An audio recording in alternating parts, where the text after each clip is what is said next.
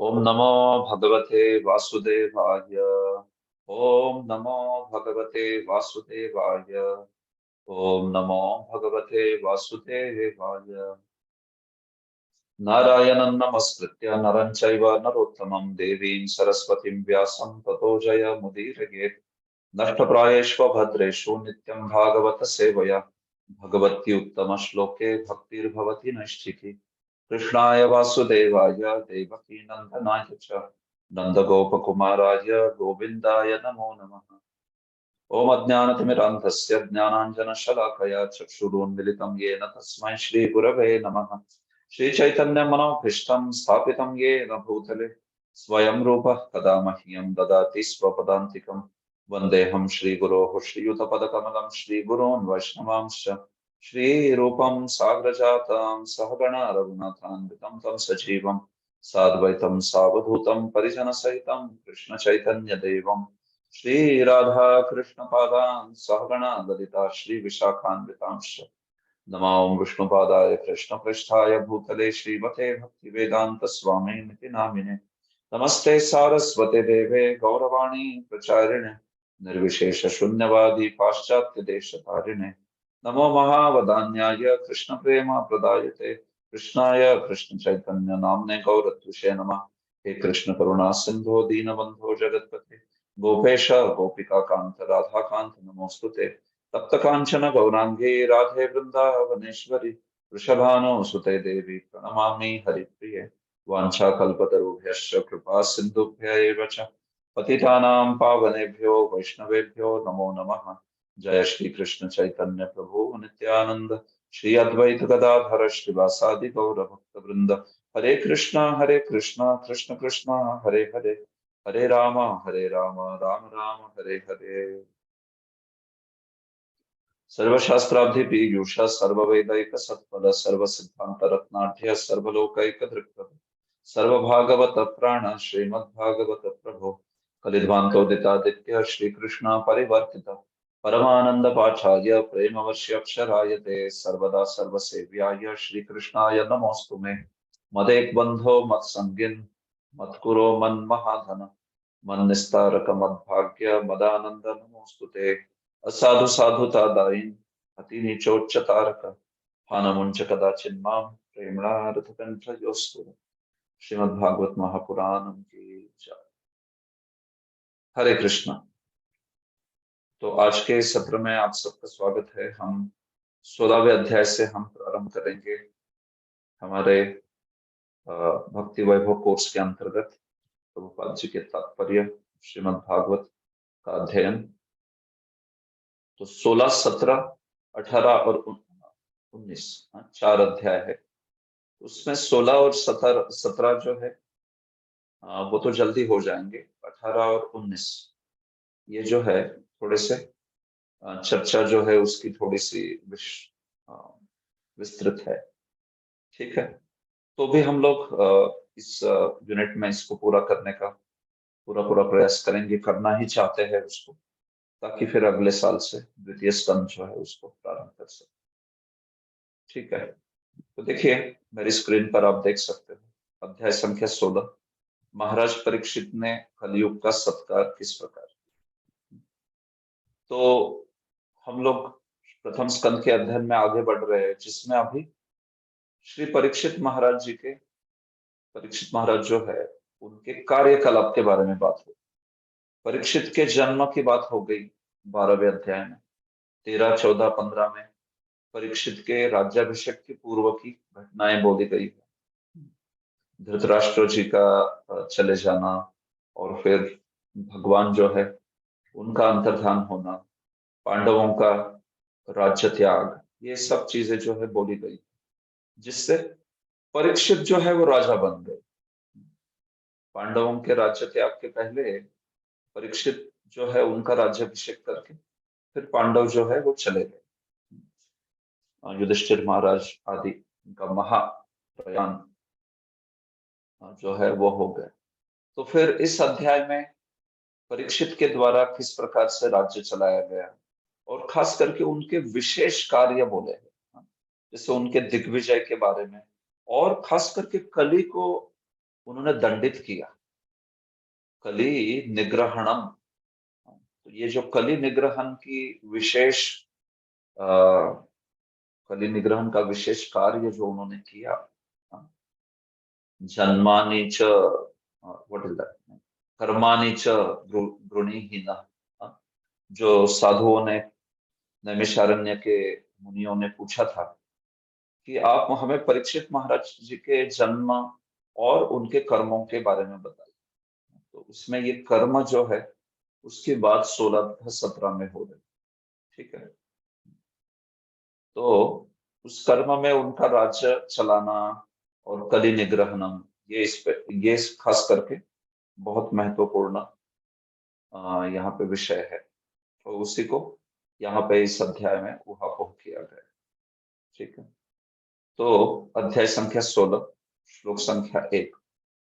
सूत उवाच ततः परीक्षित द्विजवर्य शिक्षया महिं महाभागवत शशासः यथा हि सूत्याम अभिजात कोविदा समादिशन् विप्र महद्गुणस्तथा। ठीक है। अनुवाद पढ़िए विजय केशव प्रभु। श्रील सूत गोस्वामी ने कहा, श्रील सूत ने कहा, महान ब्राह्मणों, तब महाराज परीक्षित द्विज ब्राह्मणों के आदेशों के अनुसार महान भगवत भक्त के रूप में संसार पर राज्य करने लगे। उन्होंने उन महान गुणों द्वारा शासन चलाया जिनकी भविष्यवाणी उनके जन्म के समय पटु ज्योतिषियों ने की थी। ठीक है, एक मिनट जस्ट।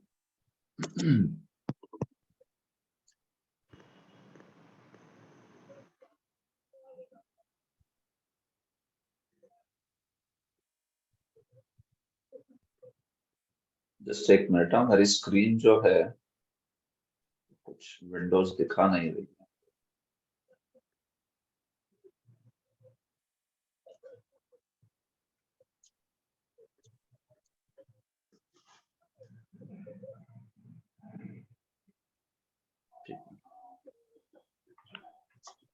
ओके, तो ये 16वें अध्याय का पहला श्लोक है। तो देखिए, मैं आपको टीका दिखा रहा हूं यहाँ पर। श्रीधर स्वामी जी की टीका है। क्या इस अध्याय के विषय है उसके बारे में चर्चा हो रही है। श्रीधर स्वामी विरचिता भावादि ततश्च षोडशे भूमि धर्मयोः कलिखिन्नयोः संवादे वर्ण्यते प्राप्तिः पालकस्य परीक्षितः। ततश्च षोडशे, 16वें अध्याय में क्या बोला है देखिए। 16वें अध्याय में क्या विषय है देखिए। ततः मतलब उसके पश्चात, किसके पश्चात? पांडव आदि के जाने के पश्चात। हाँ, पांडवों के निर्याण के पश्चात, ऐसा अर्थ है ततः का। देखिए यहाँ पे नीचे दिया है वंशीधर जी ने। ततः मतलब पांडव निर्याणानंतरम। हाँ, पिछले अध्याय में आपने पढ़ा ना, पांडवों का राज्य त्याग। तो उसके बाद की चीज हो रही है, उसके बाद वाली बात हो रही है। ततः मतलब पांडवों के राज्य त्याग के बाद। षोडशे, 16वें अध्याय में क्या बोला है? भूमि धर्म यो हो कलिखिन्न यो हो संवादे वर्ण्यते प्राप्त। संवाद बोला गया है। किनका संवाद? भूमि और धर्म का संवाद बोला है। देखिए, भूमि और धर्म का संवाद जो है 16वें अध्याय में, भूमि देवी जो है वो एक गाय के रूप में है और धर्म जो है वो एक बैल के रूप में है, वृषभ के रूप में। तो ऐसे भूमि एवं धर्म का संवाद। क्यों ऐसे संवाद कर रहे थे वे? क्योंकि उनको कली ने पीड़ित कर दिया था। कली खिन्न यो हो, कली की वजह से उनको खेद प्राप्त हुआ। कली ने उनको दुख दिया था। कली जो है उनको पीट रहा था। तो इसलिए वो जो चीज है, उनका संवाद जो है, इसकी यहाँ पे बात हो रही है। तो वो जो संवाद है उसके बारे में वर्णन आएगा, हम लोग देखेंगे आगे ही। वर्ण्यते प्राप्ति ही पालकस्य परीक्षितः, और फिर तभी उसी वक्त पालक जो है उनके भूमि और धर्म के, पूरे राजा जो है, सम्राट जो है, वो तो पालक होता है ना पूरी वसुंधरा का, सारे प्रजा का। तो पालक परीक्षित जो है वहां पे आए, पालकस्य परीक्षितः प्राप्ति, प्राप्ति मतलब वो वहां पे पहुंच गए। जब भूमि और धर्म का संवाद चल रहा था तब पालक जो है वहां पे पहुंच गए, मतलब परीक्षित वहां पे पहुंच गए, ये यहाँ पर बोला गया है। तो बेसिकली इसमें परीक्षित का दिग्विजय है, और फिर परीक्षित का वहां पे पहुंचना जहां पे भूमि और धर्म का संवाद चल रहा था, ये बात यहाँ पे इस अध्याय में बोली गई। विश्वनाथ चक्रवर्ती भी बताते हैं, देखिए, परीक्षितो दिग्विजयो धर्म प्रश्न क्षितिम प्रति तस्याः कृष्ण वियुक्तायाः शोकोक्ति षोडशे भवत्। षोडशे 16वें अध्याय में अभवत, 16वें अध्याय में है या आया है, क्या आया है, देखिए, परीक्षित दिग्विजय, परीक्षित का दिग्विजय।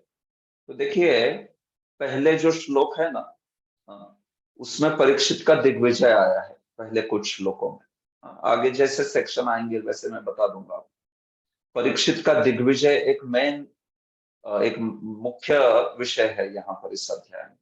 और धर्म प्रश्न क्षितिम प्रति, धर्म, जो धर्म है वो क्षिति या धरा को, पृथ्वी को वे प्रश्न पूछ रहे हैं। ये दूसरा सेक्शन है महत्व।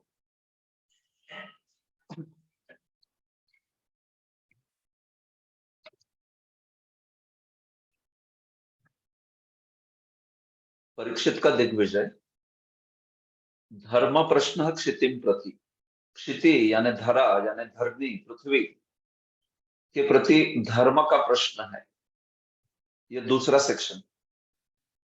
और तस्याह कृष्ण वियुक्तायाः शोकोक्ति, और वो जो क्षिति या धरनी है वो भगवान श्री कृष्ण के जाने से बड़े शोक का अनुभव कर रही थी, विरह का अनुभव कर रही थी, पीड़ा का अनुभव कर रही थी, क्योंकि कृष्ण से वियुक्त हो गई ना वो, कृष्ण चले गए थे। ये परीक्षित के राज्य के वक्त की बात है, मतलब भगवान श्री कृष्ण चले गए थे, तो वो जो पृथ्वी श्री कृष्ण जी के जाने से जो विरह है, उस विरह से पीड़ित होकर अपनी शोकोक्ति कह रही है। अब वो भी इस अध्याय में तीसरा सेक्शन। तो तीन सेक्शन इस प्रकार से, परीक्षित का दिग्विजय, इसको नोट कीजिए आप। बाकी जहां पे वो सेक्शन का श्लोक आएंगे वहां पे मैं श्लोक भी बता दूंगा, इस श्लोक से ये श्लोक।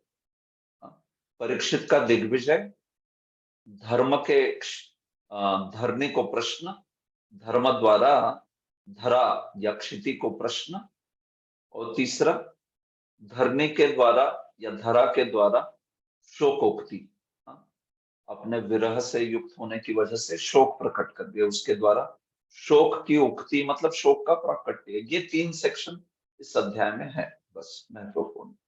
ठीक है, ओके। तो देखिए श्लोक क्या कह रहा है अभी।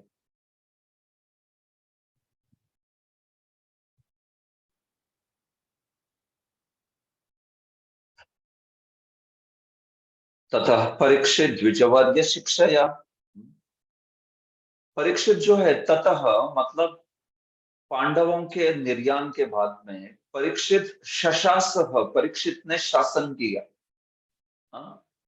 कैसे शासन किया परीक्षित ने? द्विजवर्य शिक्षया, जो द्विजों में सर्वोत्तम थे ऐसे द्विजवर्य उनकी शिक्षा के अनुसार, हाँ, परीक्षित ने अपने मन माने ढंग से शासन नहीं किया, शिक्षा के अनुसार। किसकी शिक्षा के अनुसार? द्विजवर्यों की शिक्षा के अनुसार। जो द्विजवर्य थे, ब्राह्मण थे, उनको जो मंत्री के रूप में सलाह आदि देते थे, ऐसे द्विजवर्यों के शिक्षा के अनुसार, हाँ, जिसमें कृपाचार्य जो थे वो प्रमुख थे, हाँ, और बाकी अन्य भी ब्राह्मण थे, तो उनके शिक्षा के अनुसार महिम महाभागवत शशास, परीक्षित जो कि महाभागवत है, उन्होंने मही का शासन किया, मतलब पृथ्वी का शासन किया। यथा ही सूत्याम अभिजात कोविदा। और जब वे इस प्रकार से राज्य कर रहे थे, तो उनके गुणों का प्रदर्शन हुआ, उनके गुण दिखाई दिए। महद गुण, वो गुण सब दिखाई दिए जो उनके जन्म के वक्त, जन्म के काल पर, सूत्याम मतलब उनके जन्म के समय, जो वहां पे अलग अलग जात कर्म में पटु ज्योतिषी थे ना, अभिजात कोविदा, हाँ, उन्होंने जैसे कहा था वैसे ही गुणों का प्राकट्य परीक्षित ने किया राज्य चलाते हुए। हाँ, तो आपने, हमने सीखा है, याद होगा आपको, 12वें अध्याय में ये सब चीजें बोली गई है, परीक्षित के अलग अलग गुणों का वहां पे वर्णन आया है। कोई बताना चाहेगा कौन सा परीक्षित का कोई गुण याद है आपको? वहां पे वो जो अलग अलग ज्योतिषी थे ना, उन्होंने कई सारे वचन कहे थे, परीक्षित ऐसे रहेंगे, परीक्षित वैसे रहेंगे, परीक्षित दान में वैसे रहेंगे, शौर्य में वैसे रहेंगे। हाँ, किसी को याद है? बताइए कोई गुण परीक्षित। हरि विशाखा बोल। कृपा माता जी। हाँ बोलिए। हरे कृष्ण। विशाखा कृपा माता जी, हाथ खड़ा कीजिए जिनको भी बोलना है। हरे कृष्णा। परीक्षित हाँ। हमेशा परीक्षा करेगा। वो तो एक्चुअली, वो तो शुरुआत में ही, मतलब देखिए, वो तो उनका नाम कैसे आया ये चीज बताई जाए। और परीक्षित तो बचपन में केवल परीक्षा करते थे ऐसे, जब, हाँ, मतलब एकदम शुरुआत में, ऐसे नहीं कि पूरे जिंदगी भर परीक्षा कर रहे थे, एकदम छोटे से थे शिशु करके, तब वो परीक्षा करते थे। बाद में उनको समझ गया कि कौन कृष्ण है। उन्होंने एक बार कृष्ण को देखा तो फिर समझ गए कि अरे ये वही व्यक्ति है जिन्होंने मुझे बचाया था। तो फिर उसके बाद में उन्होंने परीक्षा नहीं की किसी की। मैं गुणों की, खास करके गुणों की बात कर रहा हूँ। रुक्मिणी वल्लभ प्रभु।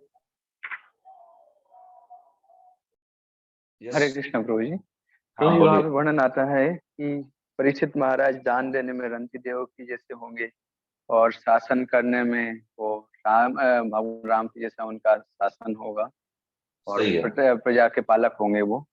और यस। भगवान शिव के जैसे वो गृहस्थी के उस मामले में उन दान दया के भाव में के लिए आया है। और सही है। सबको शरण देने में विष्णु के जैसे होंगे वो। और यस। इसके सही है, अलावा तो एकदम सही। हाँ, तो बढ़िया है, आपने कई गुण बता दिए। ठीक है, ऐसे तो सही है एकदम। विजय केशव प्रभु, और कुछ? यस, विजय केशव प्रभु बोलिए। ठीक है, शायद प्रभु जी सुन नहीं पा रहे। अरे बोल, हाँ पूछिए। बलि महाराज बोलिए। के जैसे वो धैर्यशील बनेंगे, प्रहलाद महाराज हाँ। की जैसे वो श्री कृष्ण के अनन्य भक्त हो गए। हाँ एकदम सही। हाँ बहुत अच्छे। यस, तो अनन्य भक्ति होगी उनकी भगवान में। तो ये सारे गुण जो है ना, तो ठीक है, धन्यवाद। हाँ, अभी आगे बढ़ते हैं। तो देखिए, यथा ही सूत्याम अभिजात कोविदा, जैसे वो अभिजात कोविद थे, होरा शास्त्र, हाँ होरा शास्त्र बोलते, हाँ ज्योतिषी जो होते हैं, फलित ज्योतिष वाले सब, तो वो होरा शास्त्र में जो प्रवीण थे, ऐसे एक्सपर्ट्स इन एस्ट्रोलॉजिकल साइंस, उन्होंने जो भी चीजें बोली थी वैसे ही गुणों को प्रदर्शित करते हुए परीक्षित महाराज ने शासन किया। ये बात बोल रहे हैं सूत गोस्वामी। यथा ही सूत्याम अभिजात कोविदा समादिशन विप्र महद्गुणा। जो महद्गुण उन विप्रों ने कहे थे ना, उन सारे अभिजात कोविदों ने, मतलब जो ज्योतिषियों ने, पटु ज्योतिषियों ने, उसी गुणों को प्रदर्शित करते हुए उन्होंने शासन किया। हे विप्र, हे ब्राह्मण, मतलब शौनक को बुला रहे ऐसे। तो देखिए, ये बात है। प्रभुपाद जी ने बड़ा सुंदर तात्पर्य लिखा है। इस तात्पर्य को अ, जय श्री राधा माता जी, ये पढ़िए आप, हाईलाइटेड। जी प्रभु। हरे कृष्णा, दंडवत प्रणाम। तात्पर्य: महाराज परीक्षित के जन्म के समय निपुण ज्योतिषी ब्राह्मणों ने उनके कुछ गुणों की भविष्यवाणी की थी। श्री भगवान के महान भक्त होने के कारण महाराज परीक्षित में इन समस्त गुणों का विकास हो सका। वास्तविक योग्यता भगवत भक्त होना है और धीरे धीरे सभी सद्गुणों का विकास होता जाता है। ठीक है, महाराज धन्यवाद। तो ठीक है, बस देखिए, ज्योतिषी ब्राह्मणों ने तो परीक्षित महाराज के सारे गुण बता दिए थे, कि ये गुण ये प्रकट करेंगे करके। लेकिन प्रभुपाद जी एक बड़ा अच्छा मुद्दा बता रहे हैं कि क्योंकि वे महान भक्त थे, महाभागवत शब्द आया है ना, क्योंकि वो महान भक्त थे, इसलिए इन समस्त गुणों का उनमें विकास हुआ। हाँ? देखिए, इसमें एक सिद्धांत है, वास्तविक योग्यता प्रभुपाद जी कहते हैं भगवत भक्त होना है, और फिर उसमें सभी सद्गुणों का विकास हो जाता है। हाँ? भगवत भक्त में देखो, कभी कभी भगवत भक्त कोई व्यक्ति ना भी हो तो उसमें कुछ सद्गुण दिखाई पड़ते हैं। हाँ? कभी कभी हमें लगता है कि अरे भाई, भगवत भक्तों में ज्यादा सद्गुण नहीं दिखते हैं, बाहर वालों में ज्यादा। हाँ, ऐसा भी कभी कभी भक्तों को लगता है। तो देखिए, बड़ा महत्वपूर्ण श्लोक है भागवत में आता है, यस्यास्ति भक्तिर्भगवत्या किंचना सर्वैर्गुणैस्तत्र समासते सुरा हरावभक्तस्य कुतो महद्गुणा मनोरथेन सति भावतो बहि। यस्यास्ति भक्तिर्भगवती अकिंचना, जिसकी यस्यास्ति भक्तिर्भगवती, जिसकी भगवान में अकिंचना भक्ति है, सर्वैर गुणैः तत्र समासते सुरा, उस व्यक्ति के अंदर सारे देवता समस्त सद्गुणों के रूप में विद्यमान रहते हैं। यस्यास्ति भक्तिर्भगवती किंचना सर्वैर गुणैः समासते सुरा, लिटरली बोला है कि वहां पे देवता विद्यमान है उसके अंदर सद्गुणों के साथ। हरौ अभक्तस्य कुतो महद्गुणा, और जो हरि में भक्ति नहीं रखता है, जिसकी भगवान हरि में भक्ति नहीं है, हरौ अभक्तस्य कुतो महद्गुणा, उसके क्या महद्गुण है? क्यों भाई, कभी कभी दिखते हैं ना, हम लोग उनको भी महद्गुण देखते हैं। नहीं, मनोरथे नासती धावतो बहि। अरे भाई, वो तो अपने मन के रथ पे बैठा हुआ वो व्यक्ति जो है, दौड़ रहा है यहाँ वहां। हाँ? तो कभी सद्गुण उसमें दिखाई भी दे तो वो सद्गुण जो है ना, वो असत हो जाते हैं। वो सद्गुण जो है उसका कोई एक स्थिरता जो बोलते हैं हम, वो स्थिरता नहीं होती है उसके सद्गुणों की। भगवान के भक्त में जो सद्गुण है ना, उसका स्थैर्य होता है। लेकिन बाकी अगर कोई भगवान का भक्त नहीं है तो उसमें अपने पिछले कर्म के अनुसार थोड़े बहुत सद्गुण हो भी सकते हैं उसमें। सात्विकता लेके आया है वगैरह, लेकिन वो मनोरथ है ना, वो एक्चुअली सब मनोरथ के स्तर पे चल रहा है। वो सब मानसिक स्तर पे चलता है। तो जहां उसके इंद्रिय भोग का कोई इंद्रिय भोग में कोई व्यवधान आ जाए, if there is some obstacle in his sense gratification, तो तुरंत उसका जो है सद्गुण ना, वो दुर्गुण में बदल सकता है। हम लोग देखते हैं कई बार ऐसा होता है बाहर, मतलब हम लोग देखते हैं अभक्तों की केस में कि कोई व्यक्ति जो बहुत सुशील या सद्गुणी माना जाता है, लेकिन हम लोग देखते हैं कि जहां उसको कुछ इंद्रिय भोग की अपॉर्चुनिटी मिली, अवसर मिला, तो तुरंत सारे सद्गुण उसके जो तथाकथित थे पूरे वहां पे ध्वस्त हो गए सारे के सारे। क्यों? क्योंकि स्थैर्य नहीं है गुणों में। तो प्रभुपाद जी बता रहे कि भगवान के महान भक्त होने के कारण इन समस्त गुणों का विकास हो सका। मतलब एक्चुअली सबसे महत्वपूर्ण है हरि में भक्ति होना। अकिंचना भक्ति जो है जिसकी है ना, ऐसे व्यक्ति में समस्त सद्गुण उपस्थित हो जाते हैं स्वभावतः, और वो स्थैर्य भी धारण करते हैं। बाकी व्यक्ति में जो हरि का भक्त नहीं है, जो अभक्त है, उसमें कुछ सद्गुण दिखाई भी पड़े लेकिन वो टिकते नहीं है, वो रहते नहीं है। वो तुरंत जैसे ही उसके इंद्रिय भोग में व्यवधान है तो तुरंत दिख जाता है कि वो दुर्गुणों में बदल जाते हैं। तो कई बार हम लोग देखते हैं, अब भौतिक जगत में भी उदाहरण है, कोई बहुत बड़ा खिलाड़ी रहता है और बहुत सब मानते हैं उसको और बड़ा चरित्रवान है ऐसा लोगों को लगता है, लेकिन जहां उसको कोई अवसर मिला तो उसका ऐसा दुष्चरित्र प्रकट हो जाएगा कि लोग जो है बड़े अचंभित हो जाते हैं, विश्वास नहीं कर पाते कि कोई व्यक्ति जो है इतने चरित्रहीन हो सकता है। वैसे कई उदाहरण भौतिक जगत में दिखाई पड़ते हैं। ऑफ कोर्स ये बात है कि साधक भक्त जो है वो भी संघर्ष करता है शुद्ध होने के लिए। हो सकता है वो भी कभी कभार कुछ इंद्रिय भोग के कारण उसका कुछ पतन हो। लेकिन देखिए साधक जो है वो तो स्वाभाविक सिद्ध नहीं है, लेकिन साधक जो है उससे उठ के आगे बढ़ता है। वो जो ग्लानि होती है ना उसको पतन के कारण या कुछ अवगुण जो है उसका प्राकट्य करने के कारण, तो उस ग्लानि से उसका शुद्धिकरण होता है। उस ग्लानि के कारण उसको भगवान जो है वो शुद्ध करते हैं। इसका अर्थ ये नहीं है कि बस गलतियां करो और फिर सॉरी बोलो, फिर से गलती, फिर सॉरी, फिर से गलती। नहीं, ऐसा तो नहीं है, ये बात नहीं है। अब भक्त को चाहिए कि बड़े कड़े अनुशासन से नियमों का पालन करे। लेकिन मुद्दा यह है कि भगवान के भक्त होने के बाद ही सद्गुणों का स्थैर्य दिखाई पड़ेगा। नहीं तो सादगुण्य जो है ना, वो सद्गुण जो है वो मनोरथ पे रहते हैं। वो कभी दिखाई पड़ेंगे और सडनली एकदम से वो दिखाई नहीं पड़ेंगे किसी को। क्यों ऐसा हो रहा है? क्योंकि वो मनोरथ, सारा वो मानसिक स्तर पे चल रहा है उसका सादगुण्य जो है। तो यहाँ पे परीक्षित ऐसे महाभागवत थे कि उनमें ये स्वभाव था सारे महद्गुण दिखाई पड़े और उनका विकास हुआ। ये बात है। तो इसलिए सबसे महत्वपूर्ण स्वरूप लक्षण है गुणों का कि कृष्ण एक शरणम। जो भक्त के गुण होते हैं उसमें स्वरूप भूत गुण है कृष्ण एक शरणम, कृष्ण की शरण में होना चाहिए।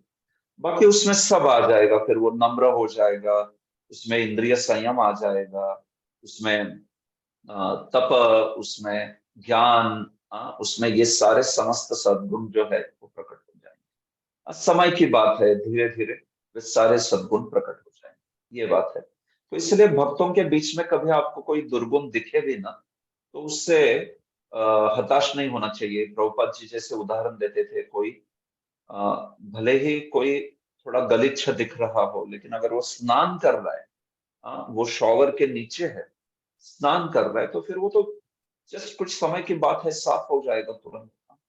तो जब वो शॉवर के नीचे है व्यक्ति, तो हम लोग उसको इंगित करके बोलते नहीं, यार ये कितना गंदा है करके, कितना गलिच्छ है, देखो कितना मैला है, ऐसे नहीं बोलते हैं हम लोग। वो तो साफ हो रहा है ना अभी।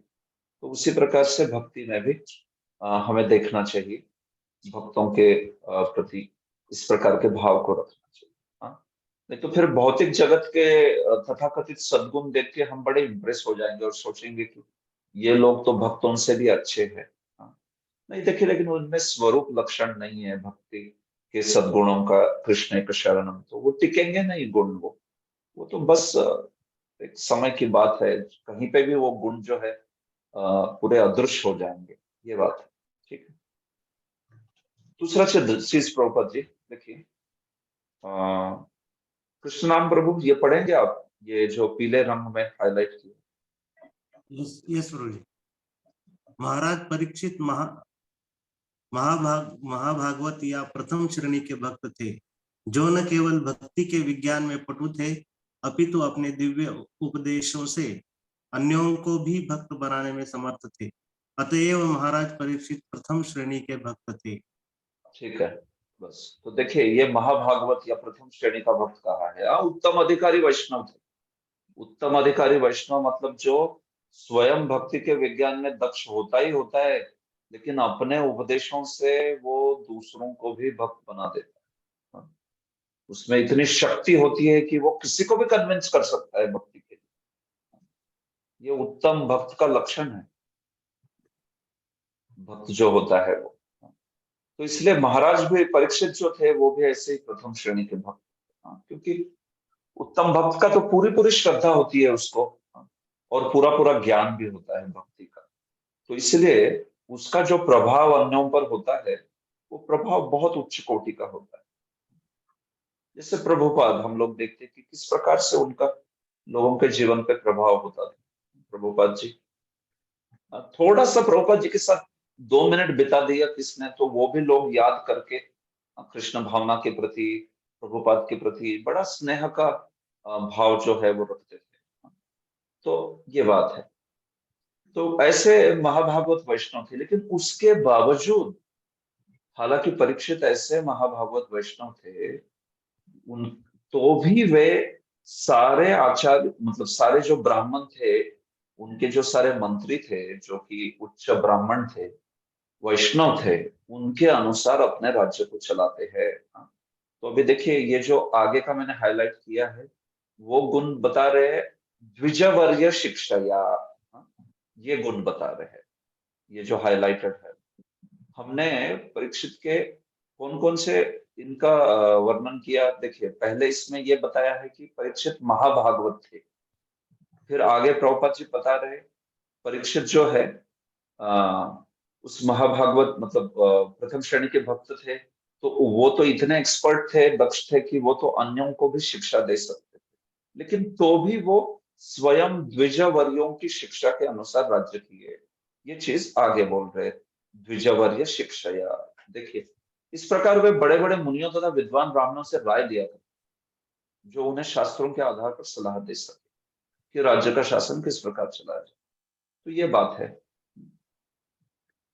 राजा के पास ऐसे सलाहकार नहीं होंगे, मंत्री नहीं होंगे, तो फिर ऐसा राजा जो उच्छृंखल हो जाता। कलयुग में ये जो सम्राट है कलयुग के, कलयुग में जो एक क्षत्रिय राजा थे, वे असफल होने का यही कारण है, क्योंकि इन राजाओं के पास जो कि प्रबुद्ध मंत्री है, प्रबुद्ध ब्राह्मण है, ऐसे कोई प्रबुद्ध ब्राह्मण या वैष्णव उनकी सहायता के लिए, उनके सलाह के लिए नहीं है। तो ये कारण है कि कई बार हम लोग देखते हैं कि कलयुग में जो सम्राट है, राजा है, उन्होंने उत्पात ही मचा दिया, बहुत सारा उच्छृंखल हो गए। तो ये बहुत जरूरी है कि राजा के पास ऐसा मंत्री ऐसे मंत्रीगण हो जो कि स्वयं अपने में बड़े चरित्रवान और भगवान के भक्त है, और समस्त सद्गुणों से वे जो है एक शुद्ध जीवन जी रहे हैं। नहीं तो फिर क्या कहते हैं, धूर्त गुरु लोभी चेला, दोनों का नरक में ठल्लम ठेला। तो वैसे ये सब जो लीडर है वो धूर्त है, और चेले जब सब उनके जो है वो सब उनसे कुछ धन मिले, उनसे कुछ हमें संसाधन मिले, इसलिए उनके आजू बाजू में उनका गुणगान करते बैठ रहे, और फिर ऐसे सब जो है नरक की ओर जा रहे हैं। तो ऐसा होता है, लेकिन ये राजा जो है वैसे नहीं थे। तो प्रभुपाद जी हर इस केस में आज की घड़ी के साथ भी उसकी तुलना कर रहे हैं। तो जैसे आज के जो मंत्री है या आज के जो नेता है, वो तो बड़े अव्यावहारिक है, बड़े मूर्ख है, जिनको शास्त्र का ज्ञान नहीं है, अपने मनगढ़ंत रूप से निर्णय लेते हैं, कुछ ज्ञान है। हम लोग देखते भी है ना कई बार, जो ये सारे लोकसभा भवन आदि होते हैं उसमें कैसे कैसी चर्चा चलती है, गो हत्या होनी चाहिए कि नहीं होनी चाहिए, मतलब क्या आप गर्भपात होना चाहिए कि नहीं होना चाहिए, ये ऐसी चर्चा करेंगे ये लोग, जो कुछ शास्त्र का ज्ञान नहीं है, कुछ नहीं है, एकदम मूर्खों की तरह विषय, ऐसे फालतू विषय पे चर्चा चलती है कि जिसपे चर्चा भी नहीं होनी चाहिए, उसका सीधा सीधा मालूम, सीधा पता है डिसीजन, निर्णय क्या होना चाहिए कि अरे गो हत्या सवाल ही नहीं है, इसको डिस्कस करने की भी जरूरत नहीं, होनी ही नहीं चाहिए। या गर्भपात जैसा कोई पाप हो, या अन्य अन्य प्रकार की चीजें हैं। मैं कह रहा हूँ कि कई बार लोगों को वो शास्त्र का आधार ही नहीं होता ना, तो उनको समझता नहीं है कैसे डिस्कस करना है इसको, क्या होना चाहिए क्या नहीं होना चाहिए, एकदम कंफ्यूज रहते हैं, पूरी तरह से भ्रमित रहते हैं ऐसे। तो इसी चीज को प्रभुपाद बोल रहे हैं। तब ऐसे अव्यावहारिक मूर्खों की आवश्यकता नहीं होती थी, जो नित्य ही नए नए विधान बनाए और अपनी सुविधा को ध्यान में रख के बारंबार परिवर्तित करते रहे। ऐसे विधि विधान तो मनु, याज्ञवल्क्य, पराशर तथा अन्य मुक्त मुनियों द्वारा पूर्व में ही स्थापित किए जा चुके। तो देखिए ये स्मृतियां हैं सब, मनु स्मृति, याज्ञवल्क्य स्मृति, पराशर स्मृति, ये सब स्मृतियां प्रभुपाद जी यहाँ पे उद्धृत कर रहे हैं। तो आप में से जिनको भी इस विषय में रुचि है ना ज्यादा, कि किस प्रकार से गृहस्थ के क्या कर्तव्य है, ब्रह्मचारी के क्या कर्तव्य है, राजा के क्या कर्तव्य, तो स्मृति शास्त्र पढ़ने चाहिए। स्मृति शास्त्रों में बड़ा बढ़िया से वर्णन है इसका, हर चीज बड़े अच्छे से समझाई है। मनो, याज्ञवल्क्य, पराशर आदि कई स्मृतियां हैं, शांडिल्य स्मृति, मनुस्मृति, याज्ञवल्क्य स्मृति, पराशर स्मृति। तो इसमें इन चीजों को बहुत अच्छे से बताया है, इसलिए प्रभुपाद जी ने भी यहाँ पे उसको उद्धृत किया है। हाँ, ये बात है। तो ये नहीं जानते हैं तो फिर हम लोग देखते हैं कि लोग क्या चर्चा करेंगे, ये होना चाहिए नियम, वो नहीं होना चाहिए, बस चर्चा ही चलती रहती है, उनको कुछ निष्कर्ष पे आना कठिन होता है ऐसे। तो प्रभुपाद जी इस प्रकार से विरोधाभास कर रहे कि आज की घड़ी जहां पर ये ऐसे मंत्री संतरी लोग हैं और राजा परीक्षित जिनके पास वैसे प्रबुद्ध वैष्णव जो है मंत्री के रूप में विद्यमान थे, ये बात होते है। तो ये सब खाओ पियो आनंद करो, हाँ, eat drink and B Mary, ये ऐसे भोगवादी विचारधारा के वे समर्थक नहीं थे, लेकिन आजकल सब ऐसे ही समर्थक। तो फिर ऐसे समर्थक अगर राजा या मतलब राष्ट्र के अध्यक्ष के रूप में विद्यमान है तो आप क्या विचार करोगे, किस प्रकार की प्रगति हो सकती है, ये बात है। ठीक है, तो कैसे उन्होंने राज्य किया, उनके विवाह आदि के बारे में वर्णन हो रहा है। देखिए 1 से लेके 9 श्लोकों में वर्णन हो रहा है यहाँ पर कि कैसे परीक्षित ने राज्य किया। 1 से लेके 9 श्लोकों में ये वर्णन हो रहा है। फिर 10वें श्लोक से उनके दिग्विजय के बारे में चर्चा होगी। तो 1 से 9 में परीक्षित का राज्य चलाना, परीक्षित का विवाह आदि सब चीजें बोली गई। तो मैं पहले 9 श्लोकों को पूरा करूंगा और फिर कुछ प्रश्न करूंगा। स उत्तरस्य तनयाम उपयेम इरावतीम जनमे जयादिंश्चतुरः तस्याम उत्पादयत् सुतान्। ठीक है, श्याम भजन प्रभु अनुवाद करें।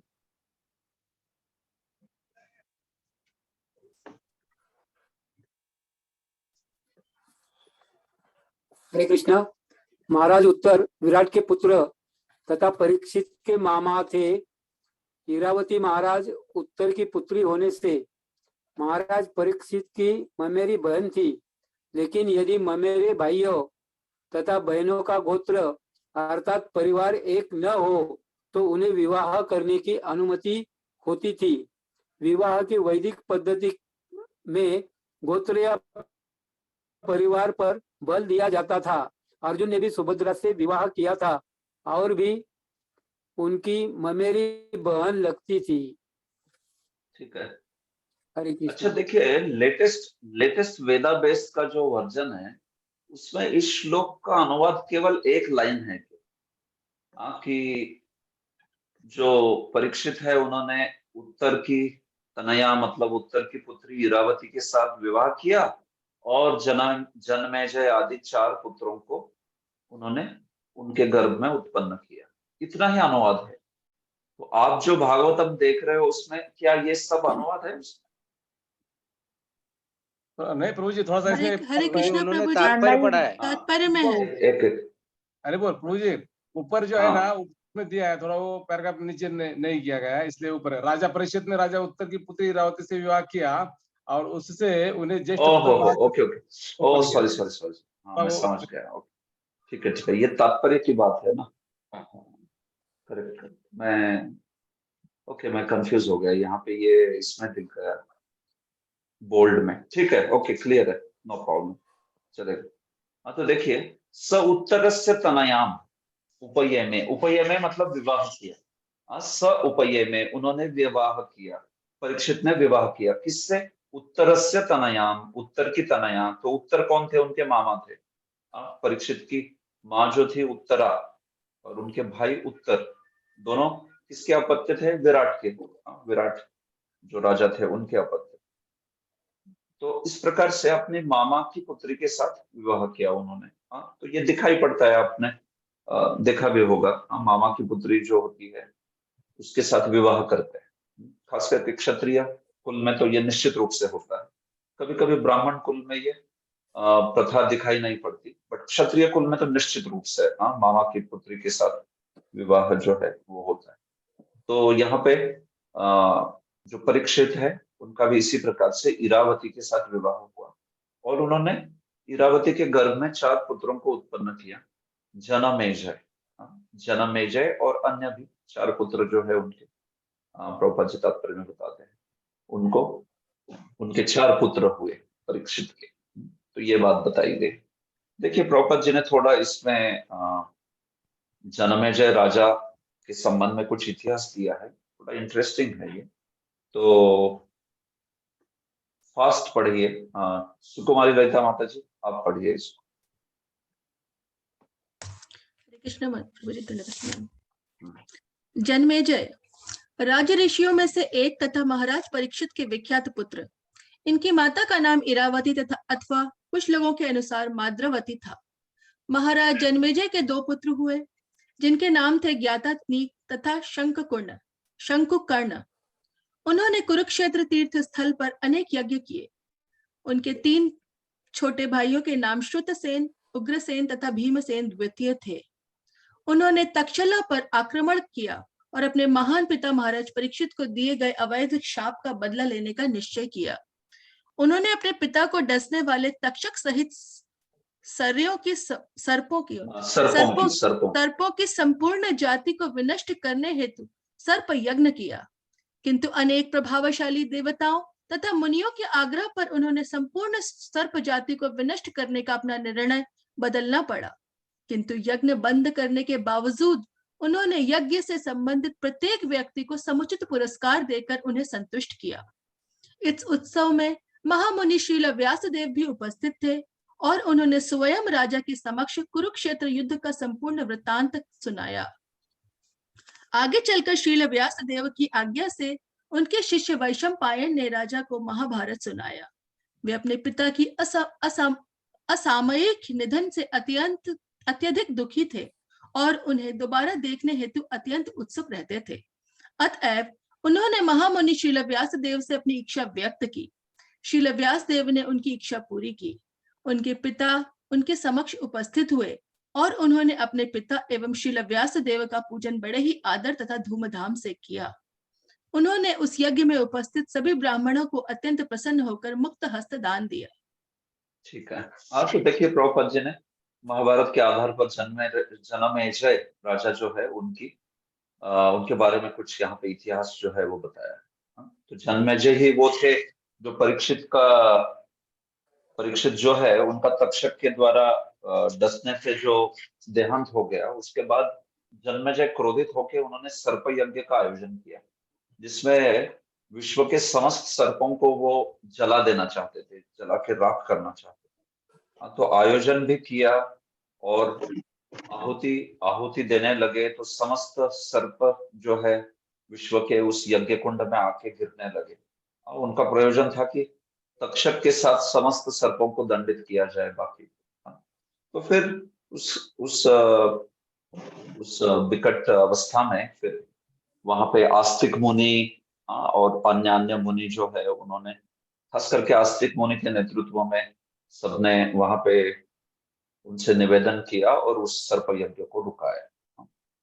तो उसके बारे में यहाँ पे वर्णन होता है। लेकिन वे व्यासदेव जी की कृपा से अपने पिता को देख भी पाए उनके मृत्यु के पश्चात, क्योंकि उनकी बहुत इच्छा थी। तो श्री व्यासदेव जो है उन्होंने उनके पिता का दर्शन कराया मृत्यु के पश्चात। तो ये जनमेजय जो है ये भी बड़े विशेष राजर्षि करके माने गए हैं। और कई बार प्रभुपाद जी मतलब कई बार ऐसा भी वचन कहते कि ये जनमेजय जो है वो अंतिम राजर्षि के रूप में कलयुग में माने जाते हैं।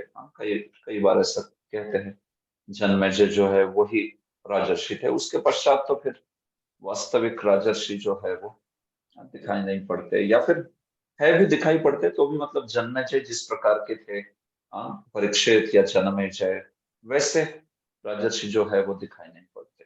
ये बात बोली थी, ठीक है, ओके। उनके कार्य के बारे में और वर्णन है। आजहाराश्वमेधां स्त्रीन् गंगायां भूरि दक्षिणां शारद्वतं गुरुं कृत्वा देवा यत्राक्षि गोचराः। ठीक है, अनुवाद पढ़ेंगे शांतिलता भक्ति माता। सॉरी। हरे कृष्णा, दंडवत प्रणाम। महाराज ने कृपाचार्य को अपना गुरु चुनने के बाद गंगा के तट पर 3 अश्वमेध यज्ञ किए। इन्हें आगंतुकों को एवं निमंत्रितों को पर्याप्त दक्षिणा देकर संपन्न किया गया। इन यज्ञों में सामान्य लोग भी देवताओं का दर्शन पा सके। हरे कृष्णा। ठीक है, धन्यवाद। देखिए, आजहार मतलब किया, संपन्न किया। किसको संपन्न किया? 3 अश्वमेधान, 3 अश्वमेध यज्ञों को। वो जो परीक्षित है ना, उन्होंने 3 अश्वमेधान आजहार, 3 अश्वमेध यज्ञों को संपन्न किया। कैसे यज्ञ थे वो? भूरी दक्षिणान, जिस यज्ञों में बहुत प्रचुर मात्रा में दक्षिणा दी उन्होंने। ऐसे नहीं कि यज्ञ कर दिए वो अश्वमेध यज्ञ। अभी अश्वमेध यज्ञ का वर्णन ही सुनेंगे तो वो तो बड़ा विशाल यज्ञ होता है, उसमें बड़ी विशाल दक्षिणा मिलती है। ऐसे नहीं कोई यज्ञ किया और उसमें बाद में ब्राह्मण रो रहे, अरे मेरे सस्ते में कटा दिया इन लोगों ने, कुछ दी नहीं दक्षिणा करके।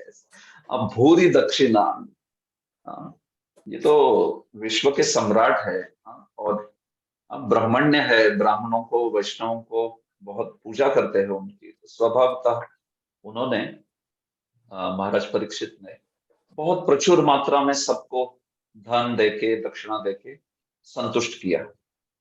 गंगायाम, ये यज्ञ जो है वो गंगा के तट पर संपन्न किए। शारदवतम गुरुम कृत्वा, किसको गुरु बनाकर?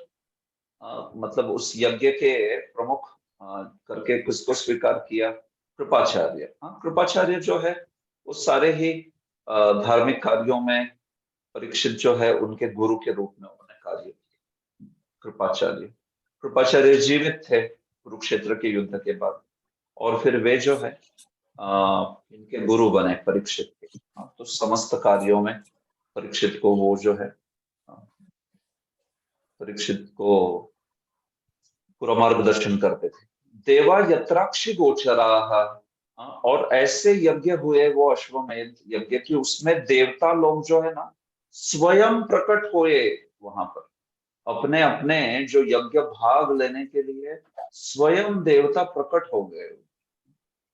देखिए, देवताओं का कैसे रहता है, जब यज्ञ होते हैं ना तो देवता लोग जो है वो वहां पे यज्ञ स्वीकार करते हैं। यज्ञ भाग जो है तो वो एक तो जाके स्वीकार कर सकते हैं, या तो फिर वो विधिवत अग्नि में जब डाला जाता है तो फिर देवता जो है वहां पे उसको मिल जाता है। वो जब इंद्र के लिए आप आहुति डालते हो, इंद्राय स्वाहा इदम नमः, तो इंद्र के लिए मिल जाता है वो यज्ञ भाग। फिर अन्य देवताओं के लिए ऐसे अपना अपना यज्ञ भाग मिलता है। या तो फिर ये देवता जो है सीधा प्रत्यक्ष रूप से प्रकट होके, कोई बहुत महान राजा है, महान राजर्षि है, भगवान का भक्त है, तो फिर देवता स्वयं प्रकट होते थे और प्रकट होके ले लेते थे उस यज्ञ भाग को स्वीकार करके। तो यही इनकी भी केस में हुआ। यत्राक्षि गोचरा, परीक्षित तो इतने महाभागवत थे कि देवता स्वयं उपस्थित हुए और सबको अक्षि गोचर हुए, सब देख पाए। मतलब लिटरली देवता वहां पे प्रत्यक्ष रूप से प्रकट होके उन्होंने सबको दर्शन दिया अपना, सारे ही देख पाए। तो ऐसा होता नहीं यूजुअली, बड़े विशेष राजा के यज्ञों में ही इस प्रकार से देवता प्रत्यक्ष आके ग्रहण करते हैं। नहीं तो फिर अग्नि जो है, अग्नि को देके वो विधि है उसका, अग्नि में डालिए आप और वो आहुतियां यज्ञ भाग स्वीकार कर लेते हैं ऐसे।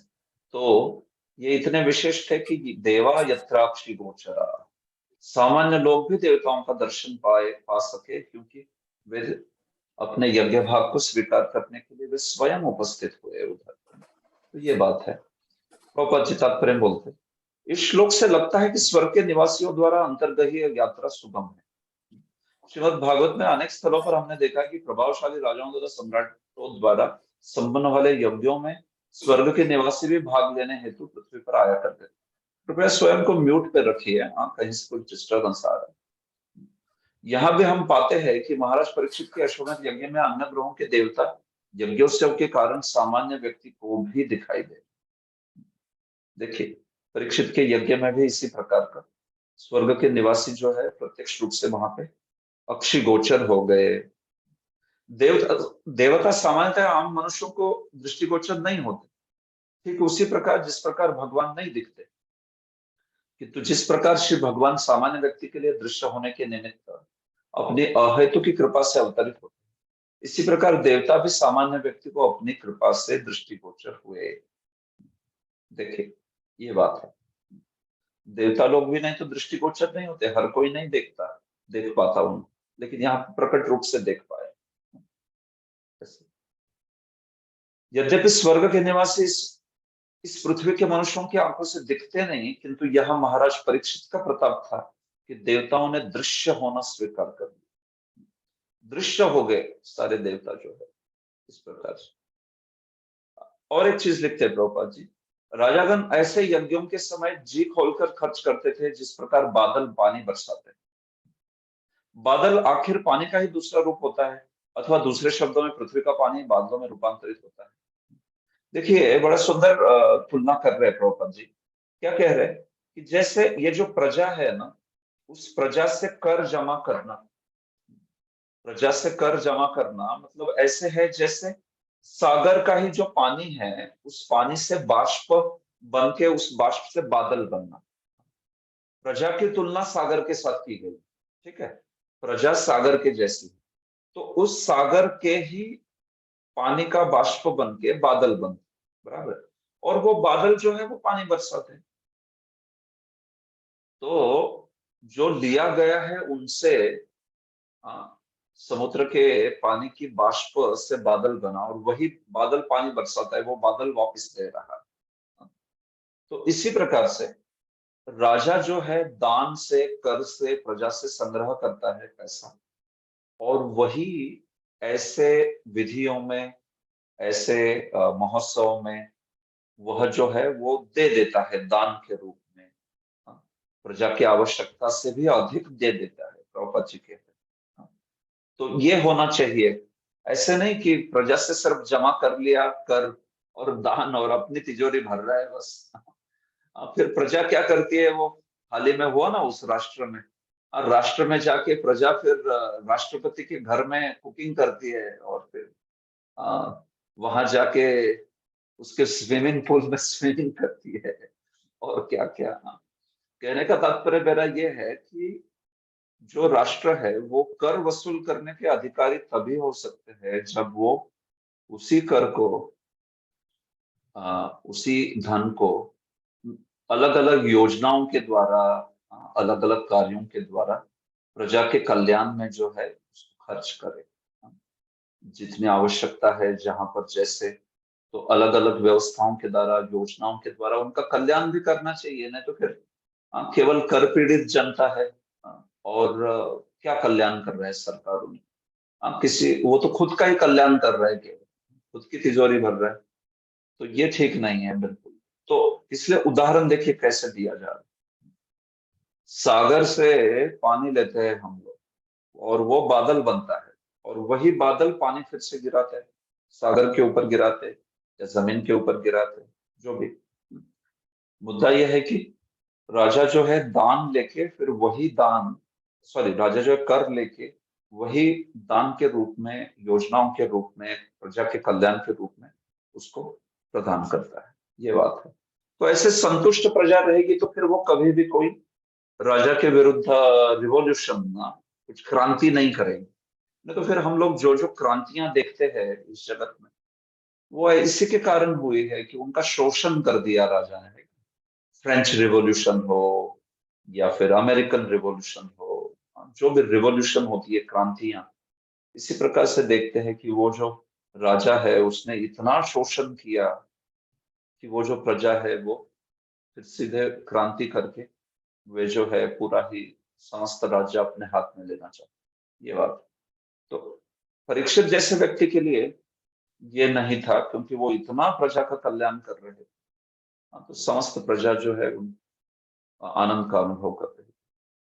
तो हमारे भी स्वयं के जीवन में इस चीज को देखना चाहिए।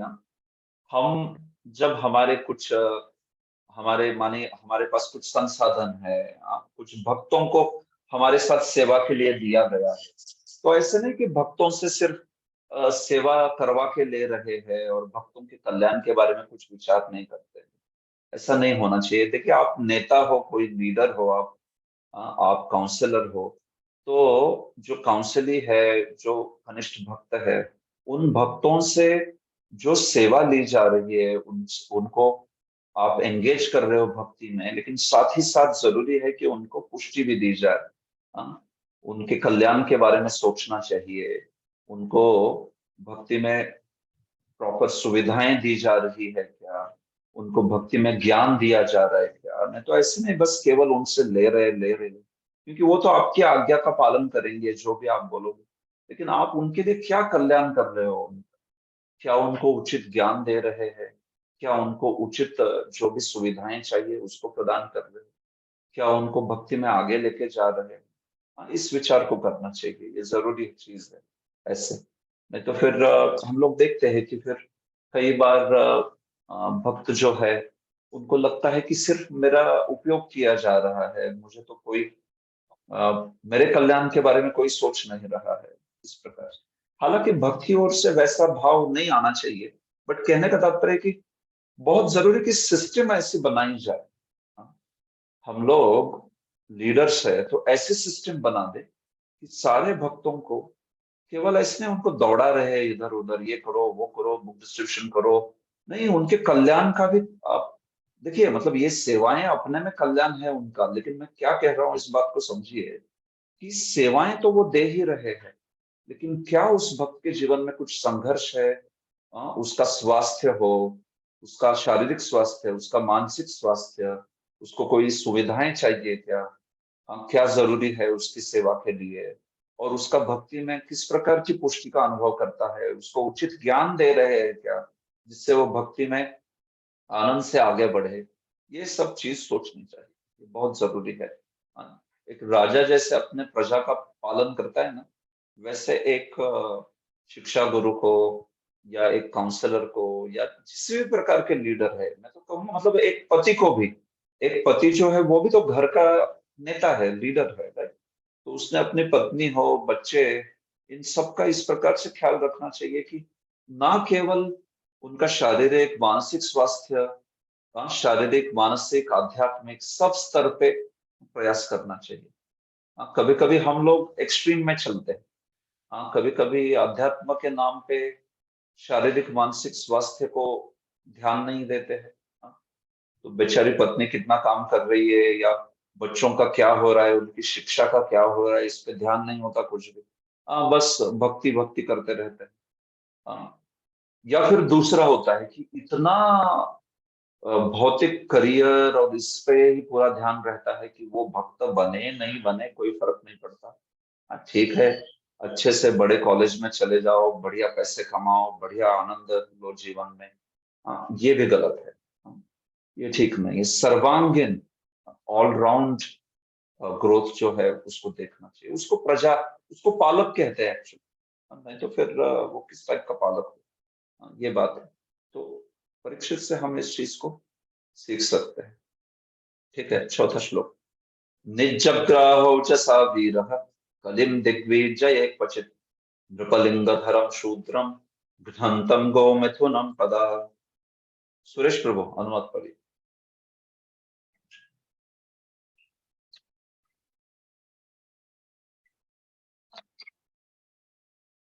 आपने अनम्यूट किया लेकिन तो भी आवाज नहीं आ रही है, तो प्रॉब्लम है। ठीक है, अचिंत्य बलराम प्रभु आप पढ़िए ना। एक बार जब महाराज परीक्षित विश्व विजय करने निकले तो उन्होंने देखा कि कलयुग का स्वामी, जो शूद्र से भी निम्न था, राजा का वेश धारण करके गाय तथा बैल की जोड़ी के पांवों पर प्रहार कर रहा था। राजा ने उसे पर्याप्त दंड देने हेतु तुरंत पकड़ लिया। हाँ, तो देखिए, कलि दिग्विजय के बारे में ये जो प्रसंग है उसको प्रारंभ कर रहे हैं। तो उस प्रसंग को बस पहले बोल दिया एक श्लोक में। वास्तविक प्रसंग का प्रारंभ 10वें श्लोक से होगा, लेकिन यहाँ पे क्या हुआ उस चीज को बता रहे एक बार। दिग्विजय के लिए वो जब निकल गए थे परीक्षित, तो उन्होंने निजग्राह, उन्होंने पकड़ लिया और दंडित कर दिया। ओजसा वीर, वीर परीक्षित ने अपने पराक्रम से उस कली को पकड़ लिया और उसको दंडित कर दिया, निजग्राह। कैसा था वो कली? नृपलिंग धर्म, नृपलिंग धर्म, लिंग कहते हैं लक्षण को, लक्षण। अरे भाई, केवल राजा मतलब नृप का केवल लक्षण था उसमें, मतलब वास्तविक जो राजा की तरह कपड़े वगैरह पहने हुआ था, लेकिन राजा नहीं था। केवल नृपलिंग धर्म मतलब दिखने में केवल राजा के जैसा था, वेश धारण किया था, लक्षण से लग रहा था मानो कि जैसे राजा होना चाहिए, लेकिन उसका कार्य ऐसा था कि वो समझ गए कि ये राजा हो ही नहीं सकता, ये तो शूद्र है। नृपलिंग धर्म तो शूद्रम, क्यों शूद्रम? अरे जो गो मिथुनम पदाघ्नंतम, गो मिथुनम, एक गाय और एक बैल जो थे, ऐसे उस जोड़ी को, ऐसे उस गाय के मिथुन को, उस ऐसी जोड़ी को जो पैर पर उनके उनके चरणों पर प्रहार कर रहा था, घ्नंतम, मार रहा था, तो ये तो नृपलिंग धर ही हुआ ना। कहने के लिए राजा का जैसा वेश था, ये तो कार्य कैसे ये शूद्र का कार्य कर रहा है। वैदिक सभ्यता में ऐसा कोई राजा कर ही नहीं सकता कि वो गाय और बैल को पांव पर प्रहार करके मार रहा है, असंभव। तो इसलिए उसको नृपलिंग धर्म कहा। हालांकि दिखता था, दिखने में ऐसा लग रहा था कि जैसे राजा की तरह वेशभूषा है, लेकिन एक्चुअली कार्य देखिए, बड़ा शूद्र का कार्य कर रहा था वो। ब्राह्मण हो, क्षत्रिय हो, वैश्य हो, वो ऐसा कार्य नहीं करेंगे कभी भी कि जिसमें गाय और बैल को ताड़ित कर रहा है, उनको प्रहार कर रहा है, उनको मार रहा है, ऐसे। तो ऐसे उस व्यक्ति को तुरंत परीक्षित जो है उन्होंने पकड़ लिया और उसको दंडित करना चाहते थे, उसका शिरच्छेद करना चाहते थे, तुरंत। तो ये जो है आगे आने वाला एपिसोड है, उसके बारे में यहाँ पे बात करते हैं। देखिए तात्पर्य में प्रभुपाद क्या लिखते हैं। चिंता बलराम प्रभु पढ़िए तात्पर्य। दिग्विजय करने हेतु राजा के बाहर निकलने का उद्देश्य आत्मश्लाघा नहीं है। महाराज परीक्षित सिंहासन पर बैठने के पश्चात दिग्विजय करने निकले थे, किंतु यह अन्य राजाओं के उत्पीड़न के उद्देश्य से नहीं था। वे विश्व के सम्राट थे और समस्त छोटे छोटे राज्य उनके अधीन ही थे। उनका बाहर जाने का उद्देश्य यह देखना था कि क्या राज्य का शासन भगवत भावनामय ढंग से चल रहा था कि नहीं। श्री भगवान का प्रतिनिधि होने के कारण राजा को श्री भगवान की इच्छाओं को भली भांति पूरा करना होता है। इसमें आत्मश्लाघा का प्रश्न ही नहीं उठता। अतएव ठीक है, ठीक है, ओके ब्रो, थैंक यू। तो देखिए दिग्विजय को निकले हैं, तो क्या ये राजा कोई बहुत महत्वाकांक्षी सम्राट की तरह है? अरे चलो बाहर, जितना है कि नहीं, इस दुनिया में हम लोग देखते हैं ऐसे सम्राट हुए, अलेक्जेंडर या नेपोलियन बोनापार्ट, या फिर जो भी बहुत अलग अलग सम्राट हुए, जो बड़ी महत्वाकांक्षा रखते थे राज्य के विस्तार की। पूरे विश्व जो है उस पर मेरा राज्य। अभी इनको दिग्विजय करना क्या है? ये तो जम्बूद्वीप के अधिपति है पहले से। पूरे जम्बूद्वीप के जो अधिपति होते हैं, महाराज परीक्षित हो या युधिष्ठिर, पूरे जम्बूद्वीप के अधिपति थे। तो सारे वर्ष भी आ गए उसमें, आप सोचिए। जम्बूद्वीप मतलब समस्त जो भी अन्यान्य वर्ष है, वो भी सब कुछ आ गया उसमें। तो ऐसे परीक्षित को दिग्विजय करने का क्या हेतु था वास्तव? तो बोल रहे हैं कि ये वीर राघव आचार्य जी की टीका के आधार पर लिखा है प्रभुपाद जी कि वास्तविक को तो देखना चाहते थे कि राज्य का शासन कैसे भगवत भावना में चल रहा है कि नहीं चल रहा। और फिर और एक चीज है कि उन्होंने ये भी सुना था कि उनके राज्य में कहीं कलियुग के लक्षण प्रकट हो गए करके, आगे बताई जाएगी ये चीज। तो ये चीज सुनने के बाद में परीक्षित ने निर्धारित किया कि वो उनको जाके ये कलियुग के लक्षण को उखाड़ के फेंक देना चाहिए। अगर कहाँ पे कली जो है उनके राज्य में प्रविष्ट हो रहा है, तो उन्होंने सोचा कि मैंने इस स्थिति को सुधार लेना चाहिए। तो इसलिए समस्त राज्य में कहाँ पे धर्म का पालन नहीं हो रहा है वो देखने के लिए वे दिग्विजय के लिए निकल पड़े। हाँ, ये बात थी। तो ये बात है, इसमें कोई महत्वाकांक्षा बहुत राज्य बढ़ाना है इस टाइप का उसमें भाव नहीं था। इन सारे राजाओं में अगर कुछ महत्वाकांक्षा भी होती थी तो वो इसलिए होती थी कि कोई अगर आसुरी स्वभाव का राजा है जो वैदिक प्रणाली को मानता नहीं है, तो फिर ऐसे राजा को परास्त करके लोगों को वैदिक प्रणाली के अंतर्गत लाने का भाव रहता था राजाओं का। इस भाव से वे कभी राज्य विस्तार आदि करते थे, लेकिन इसमें बिल्कुल इस टाइप का भाव नहीं था कि जैसे आजकल के मतलब आधुनिक इतिहास के सम्राट होते थे जिनमें केवल एक शक्ति के लिए, राज्य के लिए, भोग के लिए बहुत वे जो है लालसा रखते हैं। तो ऐसे इस प्रकार का स्वभाव नहीं, ये बात है। आत्मश्लाघा का प्रश्न नहीं उठता प्रभुपाद जी इसलिए बोलते हैं। अतएव जो ही महाराज परीक्षित ने एक निम्न जाति के मनुष्य को राजा के वेश में गाय तथा बैल की जोड़ी के पांव पर प्रहार करते देखा तो उन्होंने तुरंत उसे बंदी बनाकर दंड दिया। राजा न तो सबसे महत्वपूर्ण पशु गाय का अनादर होते सह सकता है, न वह सबसे महत्वपूर्ण मनुष्य ब्राह्मण का अनादर सह सकता। तो ऐसा होता था राजा कलयुग में, कलयुग में नहीं पहले युगों में, या ये तो कलयुग की बात हो रही है, भगवान चले गए, लेकिन कलयुग के प्रारंभ में एकदम शुरुआत में परीक्षित है, जन्मेजय है, ये तो राजर्षि है। तो स्वभावतः कोई गाय जैसे पशु का अनादर भी कर रहा है तो उसको शिरच्छेद करना चाहते, उसको दंडित करना चाहते तुरंत वहां पर, ये बात है। तो इतना गो ब्राह्मण आदि का महत्व है, ब्राह्मणों का, वैष्णवों का, ये वैदिक सभ्यता है। गो ब्राह्मण प्रतिपालन ये तो निश्चित रूप से वैदिक सभ्यता है।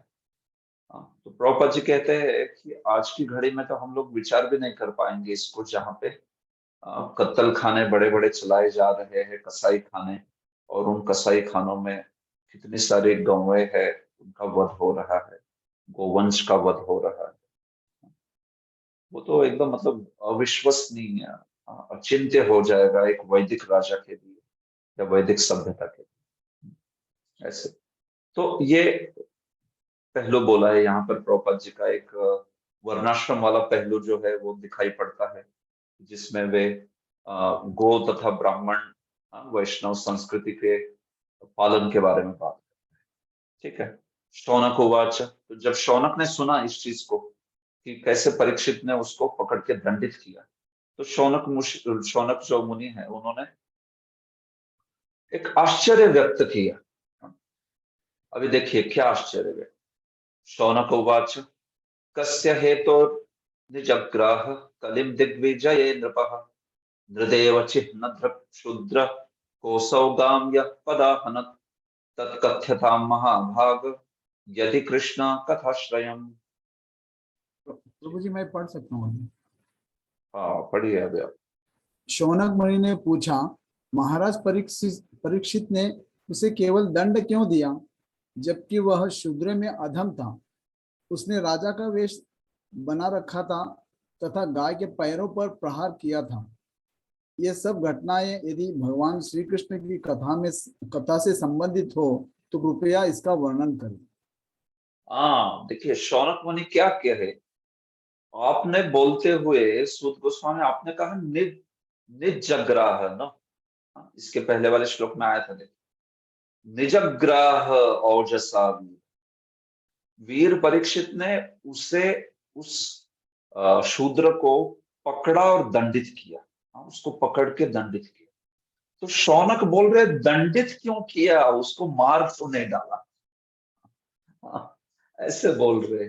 कस्य हेतु निर्जग्राह, पढ़ के ऐसा लगेगा संस्कृत में कि अरे क्यों दंडित किया, नहीं नहीं, वो बोल रहे दंडित क्यों किया, उसका चिरच्छेद क्यों नहीं किया, ऐसे बोल रहे। ये भाव है इसमें, तुरंत उसका शिरच्छेद कर देना चाहिए। जो गो वंश को इस प्रकार से प्रताड़ित कर रहा था उनके पांव पर प्रहार करके, अरे उसको प्रताड़ित किया, दंडित क्यों किया उन्होंने, उसको मार क्यों नहीं डाला तुरंत। कस्य हेतो निजग्राह कलिम दिग्विजय हृदय चिन्ह दृक। केवल राजा का चिन्ह धारण किया था, लेकिन था शूद्रक। शूद्रक, देखो शूद्र होता है और शूद्रक होता है। क प्रत्यय बोलते हैं संस्कृत में। क प्रत्यय कुत्सितार्थ है, ऐसा होता है। कुत्सितार्थ है मतलब क्या? एकदम नीच। शूद्र और शूद्र क, जैसे क बोल देना, अतिशय नीच शूद्र, अतिशय कुत्सित शूद्र, जिसका निंदनीय शूद्र, ऐसा अर्थ हो गया शूद्र क प्रत्यय। इस प्रकार से कोसो गाम यह पदाहन, जिस जो गाय को, उस गो मिथुन को अपने उनके पैरों पे प्रहार कर रहा था। तत्कथ्यता महाभाग यदि कृष्ण कथाश्रय। एक बड़ी अच्छी चीज कह रहे हैं कि ये सुनना कि वो गो मिथुन को प्रहार कर रहा था, ताड़न कर रहा था, ये शौनक मुनि आदि लोगों के लिए सुनना बड़ा कठिन था, क्योंकि ये क्रूरता जो है, ऐसी गौ माता पर क्रूरता, वो सुन भी नहीं पा रहे थे, सुनना भी नहीं चाहते। तो वो कहते हैं कि हे महाभाग सूत गोस्वामी, इसको तभी बोलिए यदि कृष्ण कथाश्रय, अगर इसका कृष्ण कथा में आश्रय है, मतलब जो आप बताने वाले हैं उसका कृष्ण कथा से संबंध है, तभी इसको बताइए। नहीं तो हम लोग सुनना भी नहीं चाहते कि कोई गो मिथुन को इस प्रकार से पीड़ा दे रहा है। ये क्रूरता जो है इतनी जघन्य है, इतनी निंदनीय है कि हम इसको तभी सुनेंगे अगर इसका कृष्ण भवनामृत से, कृष्ण कथा से संबंध है। ये कृष्ण कथा में आश्रित है, ये जो आप बताने वाले हैं। तो ऑब्वियसली उनको तो पता है, सूत गोस्वामी तो कृष्ण कथा में आश्रित है तभी बोलेंगे, लेकिन अपनी ओर से वो अभिव्यक्ति कर रहे हैं कि ऐसे निंदनीय कार्य कि गो हत्या करना या गो को ताड़ित करना, वो हम लोग इसको सुनना भी नहीं चाहते, क्योंकि ये क्रूरता जो है हम नहीं सुनना चाहते। लेकिन अगर इसका कृष्ण कथा से संबंध है, कृष्ण कथा में आश्रित है अगर ये कथा, तो फिर हम निश्चित रूप से इसको सुनना चाहते हैं। आप बोलिए इस तत्कथ्यता महाभाग यदि कृष्ण कथाश्रयम, ये बात है। तो देखिए इसी चीज को प्रभुपाद जी ने बताया। शौनक मुनि तथा अन्य ऋषिगण यह सुनकर विस्मित थे कि पुण्यात्मा महाराज परीक्षित ने अपराधी को केवल दंडित ही क्यों किया, इसे मार क्यों नहीं डाला। ये बात है। इससे यह सूचित होता है कि महाराज परीक्षित जैसे पुण्यात्मा राजा को चाहिए कि वह ऐसे अपराधी को तुरंत मार डाले जो राजा का वेश बनाकर जनता को ठगता है और साथ ही पवित्रतम पशु गाय को अपमानित करने का दुस्साहस करता है। मतलब देखिए किस लेवल की, किस स्तर की गंभीरता से गो हत्या या गोवंश पर अत्याचार किस स्तर की गंभीरता से लिया जा रहा है वैदिक काल में। उस काल के ऋषियों ने यह स्वप्न में भी कल्पना नहीं की थी कि कलयुग के अग्रगामी दिनों में निम्नतम शूद्रों के प्रशासक के रूप में चुना जाएगा और गोवध करने हेतु खुले सुनियोजित पशुवध केंद्र खोल दिए जाएंगे, कसाई खाने खोल दिए जाएंगे जिसमें एकदम सुनियोजित प्लानिंग से गोवंश जो है उसकी हत्या हो रही है। ये बात बोल रहे, तो वो तो प्रभुपाद जी कह रहे स्वप्न में भी कल्पना नहीं कर पाते ऐसा।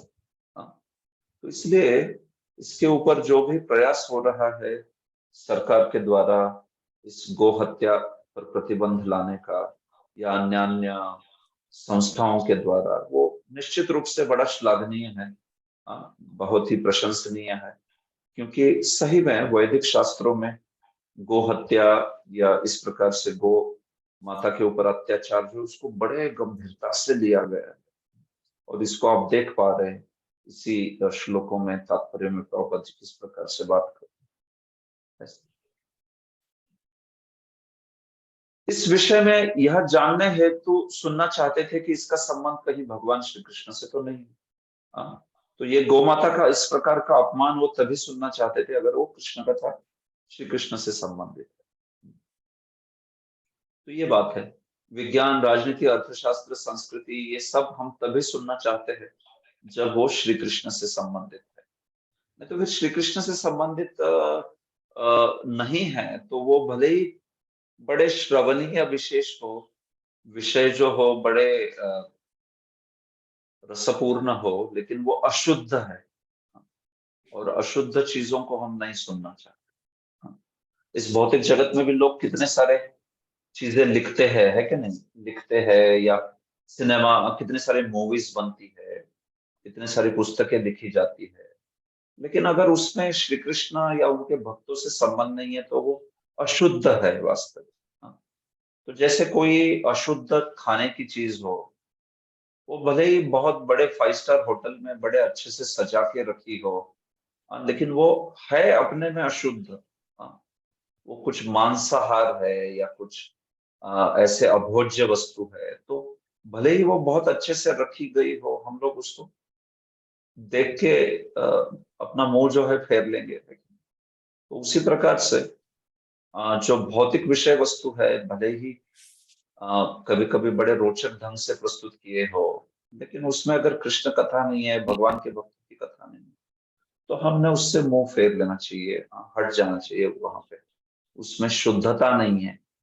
थोड़ी सी शुद्ध चीज अच्छी है ढेर सारी अशुद्धता से। थोड़ा सा शुद्ध हो ना तो भी चलेगा। अभी कलयुग में क्या है, सब कुछ अशुद्ध मिलता है। लेकिन थोड़ा सा शुद्ध घी मिल जाए ना, बस हो गया। 10 किलो घी अशुद्ध है और 1 किलो घी शुद्ध है, आप क्या क्या प्रेफर करोगे? ठीक है, थोड़ा एक एक छोटे से स्पून से डालते जाइए, लेकिन 1 किलो शुद्ध घी ठीक है। बहुत सारी अशुद्धि से अच्छा। तो वैसे ही कई प्रकार के अशुद्ध विषयों से अच्छा है कि कृष्ण कथा, भले ही आप थोड़ा ही समय दे पा रहे हैं उसके लिए, या फिर आप ज्यादा सुन नहीं पा रहे हैं, लेकिन उस पर फोकस करना चाहिए। बहुत सारे भौतिक जगत के विषय अशुद्ध है, तो या तो उसका कृष्ण कथा से संबंध होना चाहिए, या तो उसका भगवान के भक्तों की कथा से संबंध होना चाहिए। कृष्ण और कृष्ण के भक्त अभिन्न है। तो वो चीज जो है अगले श्लोक में बोली। एक्चुअली थोड़ी अलग प्रकार की वाक्य रचना, वाक्य योजना है इसमें। आचार्य जब इन श्लोकों को देखते हैं तो पहली लाइन है ना ये इस अगले श्लोक की, उसको पिछले श्लोक से साथ जोड़ दिए है। क्यों? क्योंकि उनके कहने का भाव ऐसा है कि तत्कथ्यता महाभाग, आप उसको बोलिए महाभाग, अगर यदि कृष्ण कथाश्रयम, अगर कृष्ण कथा में वो आश्रित है, या फिर अथवा अस्य पदाम भोज मकरंद लिहाम सताम, या फिर वो भगवान के भक्तों में आश्रित है, भगवान के भक्तों की कथा में आश्रित है। तो इसलिए ये लाइन जो है एक्चुअली पिछले श्लोक से संबंध रखती है।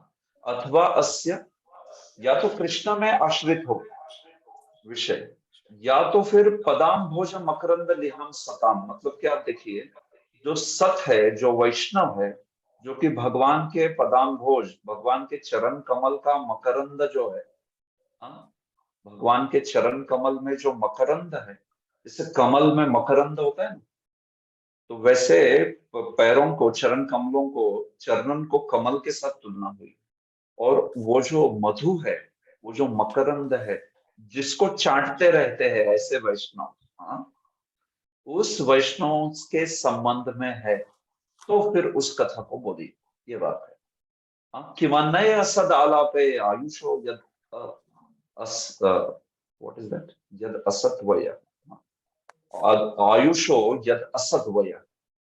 क्योंकि नहीं तो फिर बाकी असत आलाप करके, आलाप मतलब बातें करना, विषय बोलना, असत आलाप अलग अलग अलग फालतू विषयों पे, प्रजल्प के विषयों से उससे क्या लाभ होगा?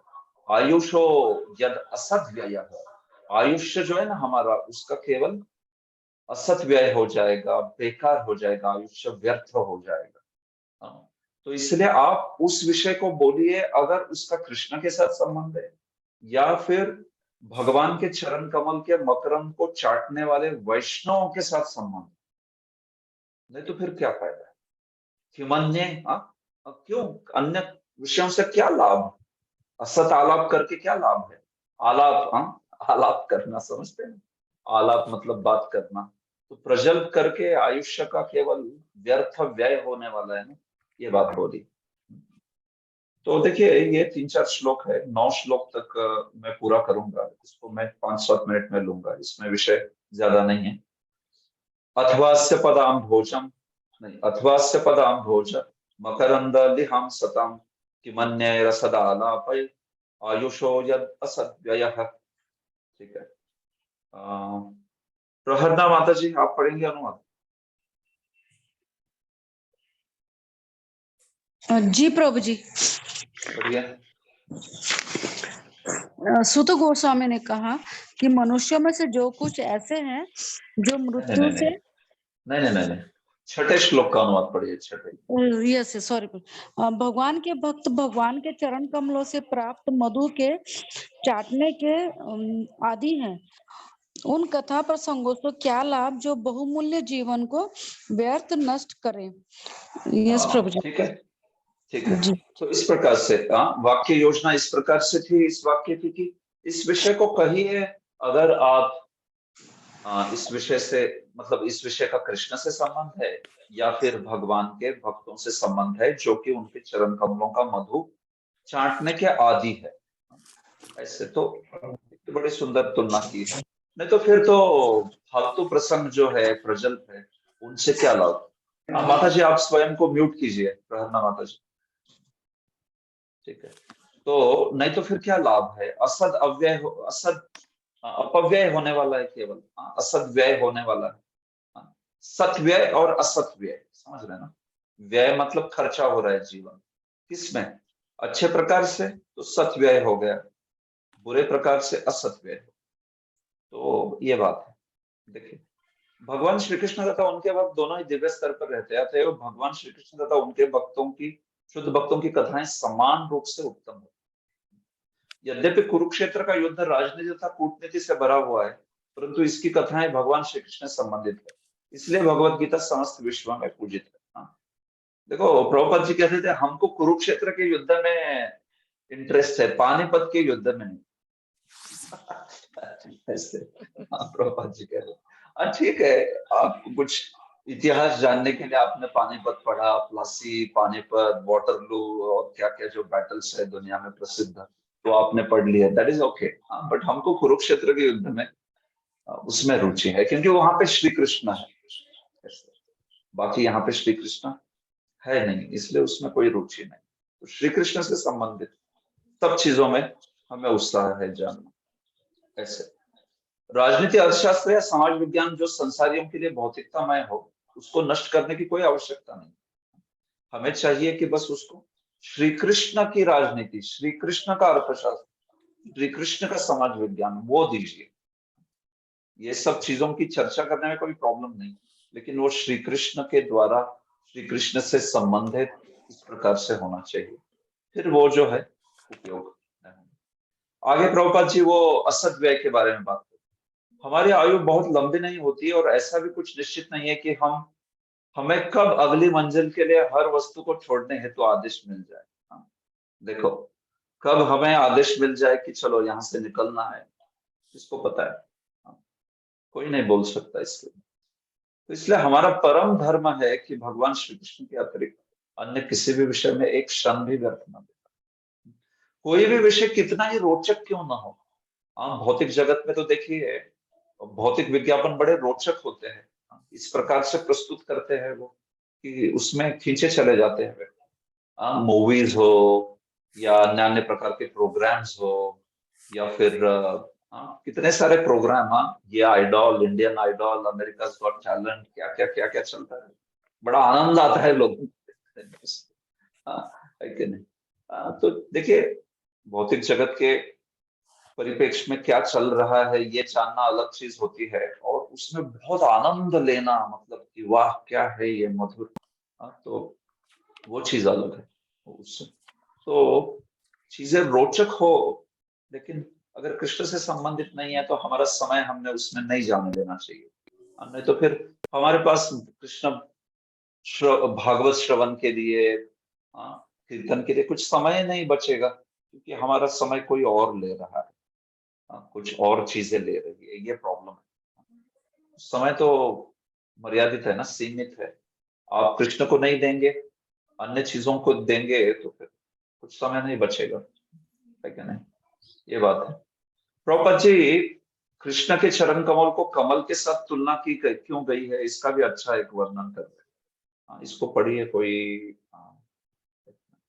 गंगापति निमाय को आप पढ़ेंगे? ये देखिए प्रभुपाद जी अच्छा वर्णन कर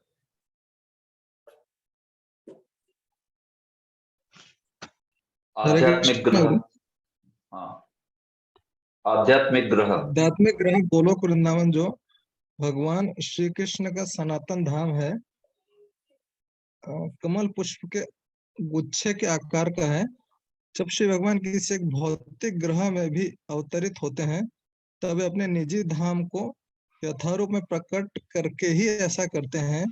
इस प्रकार उनके चरण सदैव उसी कमल दल के बड़े गुच्छे पर रहते हैं। उनके चरण कमल पुष्प के समान ही सुंदर हैं, इसलिए ऐसा कहा जाता है कि भगवान श्री कृष्ण के चरण कमल स्वरूप हैं।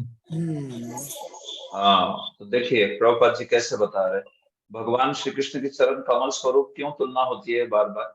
क्योंकि एक तो भौतिक जगह में भगवान अवतरित हुए ना, तो भी वो भौतिक जगत से कभी स्पर्शित नहीं होते। भौतिक जगत से उनका स्पर्श नहीं होता, वो तो अपने धाम को प्रकट करके आते हैं। तो इसलिए वो हमेशा ही जो कमल पुष्प के गुच्छे का आकार है जिस धाम का, उनका वो जो आध्यात्मिक धाम, उसी में विद्यमान रहते हैं, उसको प्रकट करते हैं। तो जैसे कोई कमल होता है, भले ही इस जगत में पंख मतलब कीचड़ से उत्पन्न हुआ हो, लेकिन तो भी वो बड़ा पवित्र माना जाता है क्या नहीं? तो उसी प्रकार से भगवान भले ही भौतिक जगत में आते हो, वो उसके परे रहते हैं, कभी स्पर्श नहीं होता उनको भौतिक जगत का। तो इसलिए उनको कमल के साथ तुलना होती है, चरण कमल। और दूसरा कि जैसे कमल पुष्प बड़ा सुंदर होता है, इसलिए भी उनको चरण कमल के साथ तुलना, मतलब चरण की तुलना कमल के साथ होगी। आप जानते ही है भगवान जो है पूरा ही उनकी सारी तुलना जो है कमल के साथ ही होती है। नमः पंकज नाभाय, नमस्ते पंकजांग्रे, नमस्ते पंकज मालिनी, सारा सारा पंकज मालिन, पंकज नाम। प्रभु आप स्वयं को म्यूट कीजिए, गंगापति ने अच्छा आप म्यूट पे है, अन्य कोई स्वयं को म्यूट कीजिए कृपया, बोलने के बाद भी तुरंत म्यूट कीजिए। तो इस प्रकार से देखिए भगवान के चरण कमलों को, भगवान के अंगों की तुलना कमल के साथ की जा रही है। इसके कई कारण हैं, जैसे प्रभुपाद जी ने यहाँ पे 2 कारण बताए। तो जैसे कमल शीतल भी होता है, जैसे कमल बड़ा स्पर्श के लिए मृदु भी होता है, सौरभ्य उसमें बहुत सुमधुर गंध भी होती है, देखने के लिए भी सुंदर होता है। और तो सौरभ्य, सौगंध्य और फिर सौंदर्य, सौस्वर्य, सब सारे गुण जो है एक जगह विश्वनाथ चक्रवर्ती बताते हैं कि वे सारे सुंदर गुण भगवान के शरीर में है, इसलिए उनकी कमल के साथ तुलना की जाती है। शब्द रूप स्पर्श रस गंध वाले सारे पहलू जो है हम लोग देखते हैं कि भगवान में है, इसलिए ठीक है। क्षुद्रायुषाम नृणाम अंग मर्त्यानामृत इच्छत मर्त्यानामृत विच्छताम इहोपहूतो भगवान मृत्यु शामित्र कर्मणि। अच्छा ठीक है, मैं एक ही डिवोटी को बोलूंगा, अभी पढ़िए बच्चा वो सब। महायोगी प्रभु आप पढ़िए। हरे कृष्ण प्रभु जी, दंडवत प्रणाम। हे सूत गोस्वामी, मनुष्य में से कुछ ऐसे हैं जो मृत्यु से मुक्ति पाने के और शाश्वत जीवन प्राप्त करने के इच्छुक होते हैं। वे मृत्यु के नियंत्रक यमराज को बुलाकर वध किए जाने की क्रिया से बच जाते हैं। हाँ, तो ये बात है। क्षुद्रायुषाम नृणाम अंग मर्त्यानाम मृतम इच्छताम। हम लोग पहले से क्षुद्रायुष वाले हैं, और ऐसे क्षुद्रायुष वाले लोग जो कि मर्त्य है, मरने वाले हैं, लेकिन ऋतम, इस मर्त्य जीवन में ऋतम, देखिए ये मर्त्यानाम ऋतम है, ये अमृत नहीं है, ऋतम। तो ऐसे इस मर्त्य जीवन में जो ऋतम यानी भगवान को चाहते हैं, शाश्वत जीवन को चाहते हैं, सत्य को चाहते हैं, ऐसे भक्तों के लिए जो अन्य विषय है प्रजल्प के, उनका क्या लाभ। देखिए ये भी लाइन है एक्चुअली पिछले श्लोक से कनेक्ट हो जाती है, किमन्य असद आलापे, और उसके बाद ये लाइन है। तो प्रभुपाद जी ने इसको अलग ढंग से डिवाइड किया है श्लोकों को। एक्चुअली में देखेंगे तो ज्यादातर आचार्यों ने इसको पिछली लाइन से कनेक्ट किया है। शूद्र आयुष्य होने वाले और इस मर्त्य जीवन में सत्य की इच्छा रखने वाले, भगवान को प्राप्त करने वाले इच्छाओं के, ऐसे इच्छा वाले लोगों के लिए वो प्रजल्प जो है वो क्या लाभ दे सकता है, इस लोगों की योजना है। तो ठीक है, जो भी यहाँ पर देखिए, अगर आप इस मर्त्य जीवन में सत्य की प्राप्ति करना चाहते हो तो प्रभुपाद जी कहते हैं कि इहोपहूतो भगवान मृत्यु शामित्र कर्मणि, कि यहाँ पे इस यज्ञ में, क्योंकि वहां पे तो यज्ञ हो रहे थे ना, शामित्र कर्म मतलब यज्ञ, शामित्र कर्म जिसमें वैदिक यज्ञ हो रहा है, तो उसमें भगवान मृत्यु को बुलाया गया है, यमराज जी को बुलाया है। प्रभुपाद जी कहते हैं कि मृत्यु के नियंत्रक यमराज को बुलाकर, लिटरली इस श्लोक का अर्थ ऐसा है, देखिए इहोपहूतो भगवान, यहाँ पर भगवान मृत्यु को मतलब यमराज को बुलाया गया है, ऐसा अर्थ है इस वाक्य का। भगवान मृत्यु इह उपहूत, उनको बुलाया गया है ऑलरेडी, शामित्र कर्मण।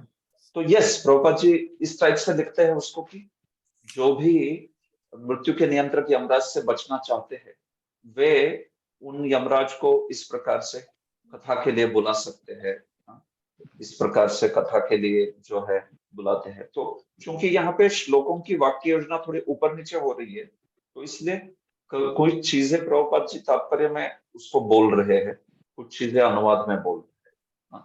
एक्चुअली देखिए यहाँ पर इधर ये चीज बोली है, जैसे यहाँ जो विज्ञानी वैज्ञानिक ज्ञान की प्रगति से मृत्यु रोकने का सिद्धांत प्रस्तुत करता है वह स्वयं यमराज के बुलाने पर मृत्यु का शिकार बन जाता है। कभी कभी वैज्ञानिक लोग बोलते कि हम लोग आपको अमर बनाएंगे, लेकिन बेचारा अमर बनाने की बात करते करते वो खुद जो है मृत्यु का शिकार बन जाता है। ये बात है। आप स्वयं को म्यूट कीजिए, देखिए कौन है मुझे पता नहीं है, डिस्टर्बेंस हो रहा है मुझे। मेरा केलकर माता जी। यस माता जी, आप कृपया म्यूट कीजिए स्वयं को, काफी डिस्टर्ब हो रहा है मुझे काफी टाइम से। तो देखिए, मृत्यु रोकने की बात तो कोसों दूर रही, कोई जीवन की लघु अवधि को क्षण के एक अंश भर के लिए भी बढ़ा नहीं सकता। तो जो वैज्ञानिक लोग हैं, प्रभुपाद जी उस क्षुद्रायुषाम पे टीका कर रहे हैं कि कैसे वो वैज्ञानिक वो बात करता रहता है कि हम लोग वो लाइफ एलिक्सिर बनाएंगे, अंग्रेजी में बोलते, मतलब वो ऐसी औषधि बनाएंगे कि जो रसायन पी के आप अमर हो जाओ, और ऐसे रसायन की क्या अनुसंधान करते करते बेचारा उसको मृत्यु का बुलावा आ जाता है। प्रभुपाद जी बोल रहे, तो बातें ही करता रह जाता है, हम वो अमरता का रसायन लेके आएंगे, बट बेचारा खुद मृत्यु का शिकार बनता। तो ऐसा कभी नहीं हो सकता, ऐसा कोई अमरता का रसायन कोई वैज्ञानिक लेके आएगा।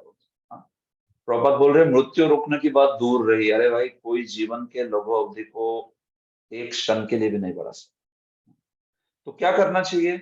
यदि यमराज की क्रूर वध क्रिया को रोकने की कोई आशा है तो यही है कि उन्हें बुलाकर भगवान के पवित्र नाम का श्रवण तथा कीर्तन कराया जाए। मतलब यमराज जी को आप बुला लीजिए कीर्तन में। मतलब देखिए यहाँ पे रूपकात्मक अर्थ है कि अगर कोई यमराज जी को मतलब कोई कृष्ण कथा करता है, श्रवण करता है, कीर्तन करता है, तो वो ऐसा व्यक्ति जो है वो यमराज जी के पास से परे रहता है। मतलब कहने का तात्पर्य है कि ऐसा व्यक्ति जो है वो यमराज के पास से छूट जाएगा, वो प्राप्त करेगा भगवान के धाम को, और वो जो है वो इस पूरे ही जन्म मृत्यु के पास से जो है ऐसा व्यक्ति जो है वो छूट जाएगा। प्रभुपाद जी तो कहते हैं इस तरह शौनक आदि ऋषियों ने नैमिषारण्य में संपन्न हो रहे यज्ञ में यमराज को सम्मिलित होने आमंत्रित किया। यह उन मनुष्यों के लिए अच्छा हुआ जो मरना नहीं चाहते थे। हाँ, तो लिटरल मीनिंग जो है इस टाइप की भी प्रभुपाद जी यहाँ पे दे रहे हैं कि वहां पे शौनक आदि मुनियों ने वहां पे यमराज जी को ही निमंत्रित कर दिया, मानिए मतलब मानो जैसे वो वहां पर है। हाँ, तो यमराज को ही जिन्होंने बुला लिया कृष्ण कथा के कीर्तन में वगैरह, तो स्वभावतः वे लोग जो है उस यमराज जी के चंगुल से, उनके पास से जो है वे मुक्त हो जाएंगे।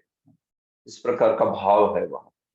भाव यह है कि यमराज स्वयं कृष्ण कथा में संलग्न है, कृष्ण कथा श्रवण कीर्तन में, तो फिर वो फिर किसको लेके जाएंगे? हाँ, किसी को नहीं लेके जाएंगे। इस प्रकार का भाव है, ये बात है। तो इसमें दोनों प्रकार से अर्थ किया गया है। मैंने देखा इसमें टीकाओं में रूपकात्मक भी अर्थ है और ये वस्तु स्थिति के रूप में कि क्या वहां पे उपस्थित थे सही में यमराज, इस प्रकार की भी चर्चा होती है। तो जिस प्रकार से प्रभुपाद लिखते हैं यहाँ पर कि जैसे मानो वो वास्तविक स्थिति थी करके ऐसे। हाँ, नहीं तो फिर ज्यादातर इसका रूपकात्मक अर्थ लिया जाता है कि जो कोई कृष्ण कथा में संलग्न होगा, ऐसा व्यक्ति जो है मृत्यु के पाश से जो है मुक्त हो जाएगा। यमराज को ही बुला लीजिए कृष्ण कथा में, तो फिर वो यमराज जो है वो किसी को कुछ पीड़ा पहुंचाएंगे नहीं, किसी को वो जो है अपने पास से पकड़ेंगे नहीं, ऐसी बात है। न कश्चित म्रियते तावत यावदास्ते इहांतकः एतदर्थम ही भगवान आहुत परमर्षिभिः अहो नृलोके पीयेत हरिलीलामृतम वचः। यस, पढ़िए प्रभु। जब तक सबकी मृत्यु के कारण यमराज यहाँ पर उपस्थित है, तब तक किसी की मृत्यु नहीं होगी। ऋषियों ने मृत्यु के निमंत्रक यमराज को आमंत्रित किया है, जो श्री भगवान के प्रतिनिधि है। उनकी पकड़ में आने वाले समस्त जीवों को श्री भगवान की दिव्य लीलाओं की इस वार्ता के रूप में मृत्यु रहित अमृत का श्रवण करने का लाभ उठाना चाहिए। न कश्चित म्रियते तावत यावद अस्ते यहांतकः। देखो, जब तक यहाँ पे अंतक है, मृत्यु है, मतलब यमराज जी की बात हो रही, जब तक यहाँ पे यमराज जी है, न कश्चित म्रियते, कोई भी मरेगा नहीं जब तक यमराज जी है तब। एतदर्थम ही भगवान आहुतः परिमर्श। इसके लिए तो उन भगवान यमराज को, यमराज के लिए भगवान वर्ड यूज किया है, उनको यहाँ पे बुलाया गया है आहुतः, इन सारे ऋषियों के द्वारा। क्योंकि यमराज जी को ही आपने बुला लिया कृष्ण कथा में, तो फिर वो कह रहे कि कोई व्यक्ति जो है मरेगा नहीं। मतलब मुद्दा यह है कि कृष्ण कथा अमरत्व प्रदान करे, कृष्ण कथा जन्म मृत्यु के संसार से, जन्म मृत्यु के चक्र से परे लेके जाए। इसलिए अहो नृलोके पियेत हरिलीलामृत वचः। इसलिए ये हरिलीलामृत जो है, भगवान की कथा जो है, उसको पियेत, उसको पीने दो। सबने इस मानव समाज में उसको पीना चाहिए, सबने लाभ उठाना चाहिए, ये बात। लास्ट श्लोक। मंदस्य मंद प्रज्ञस्य वयो मंदायुषश्च वै निद्रया रियते नक्तम दिवाच व्यर्थ कर्मभिः।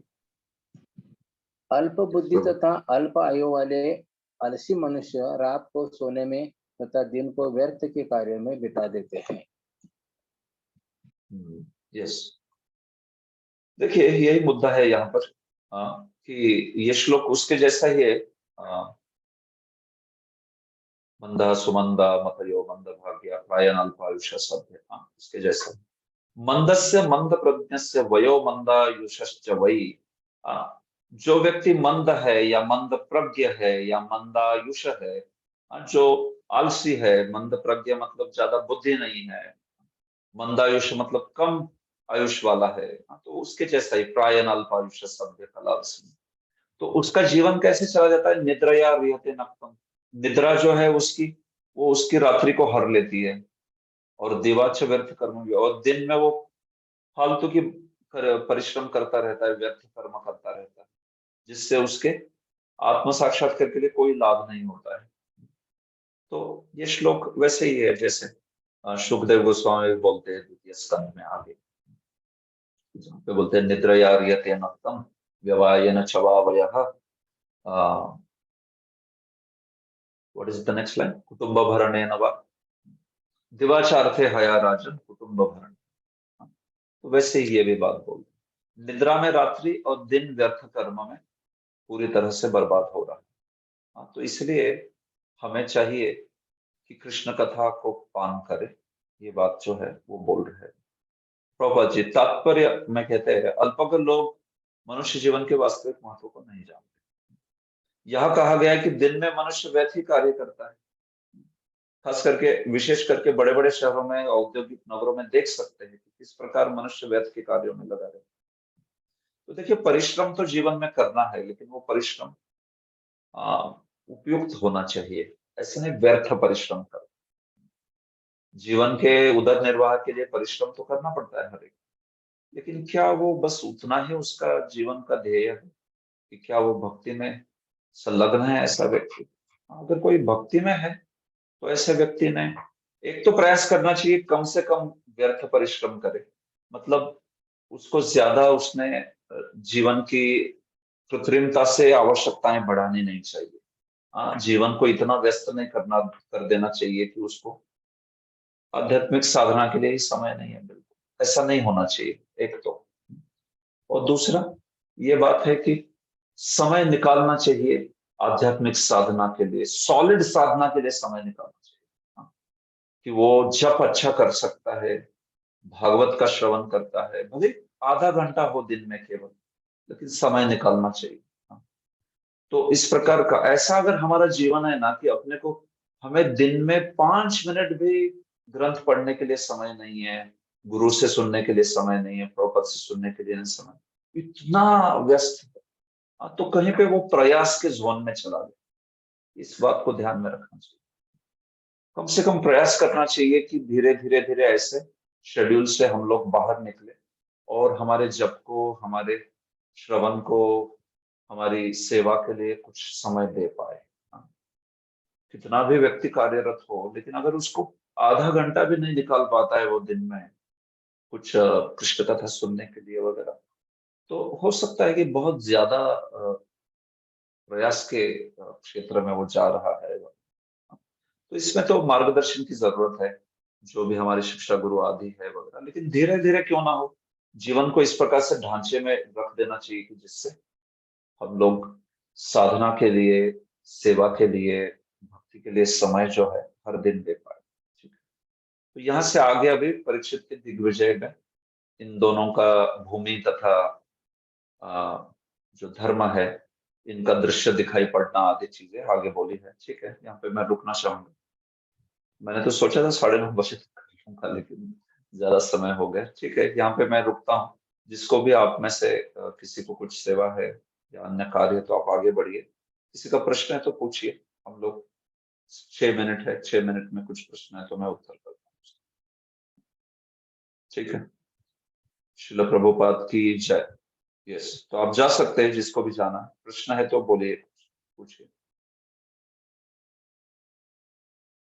किसी का कुछ प्रश्न है ये जो हमने चर्चा की उस पर? ठीक है, कोई प्रश्न नहीं है। ग्रंथराज श्रीमद् भागवतम की जय। श्रील प्रभुपाद की जय। हरे कृष्ण।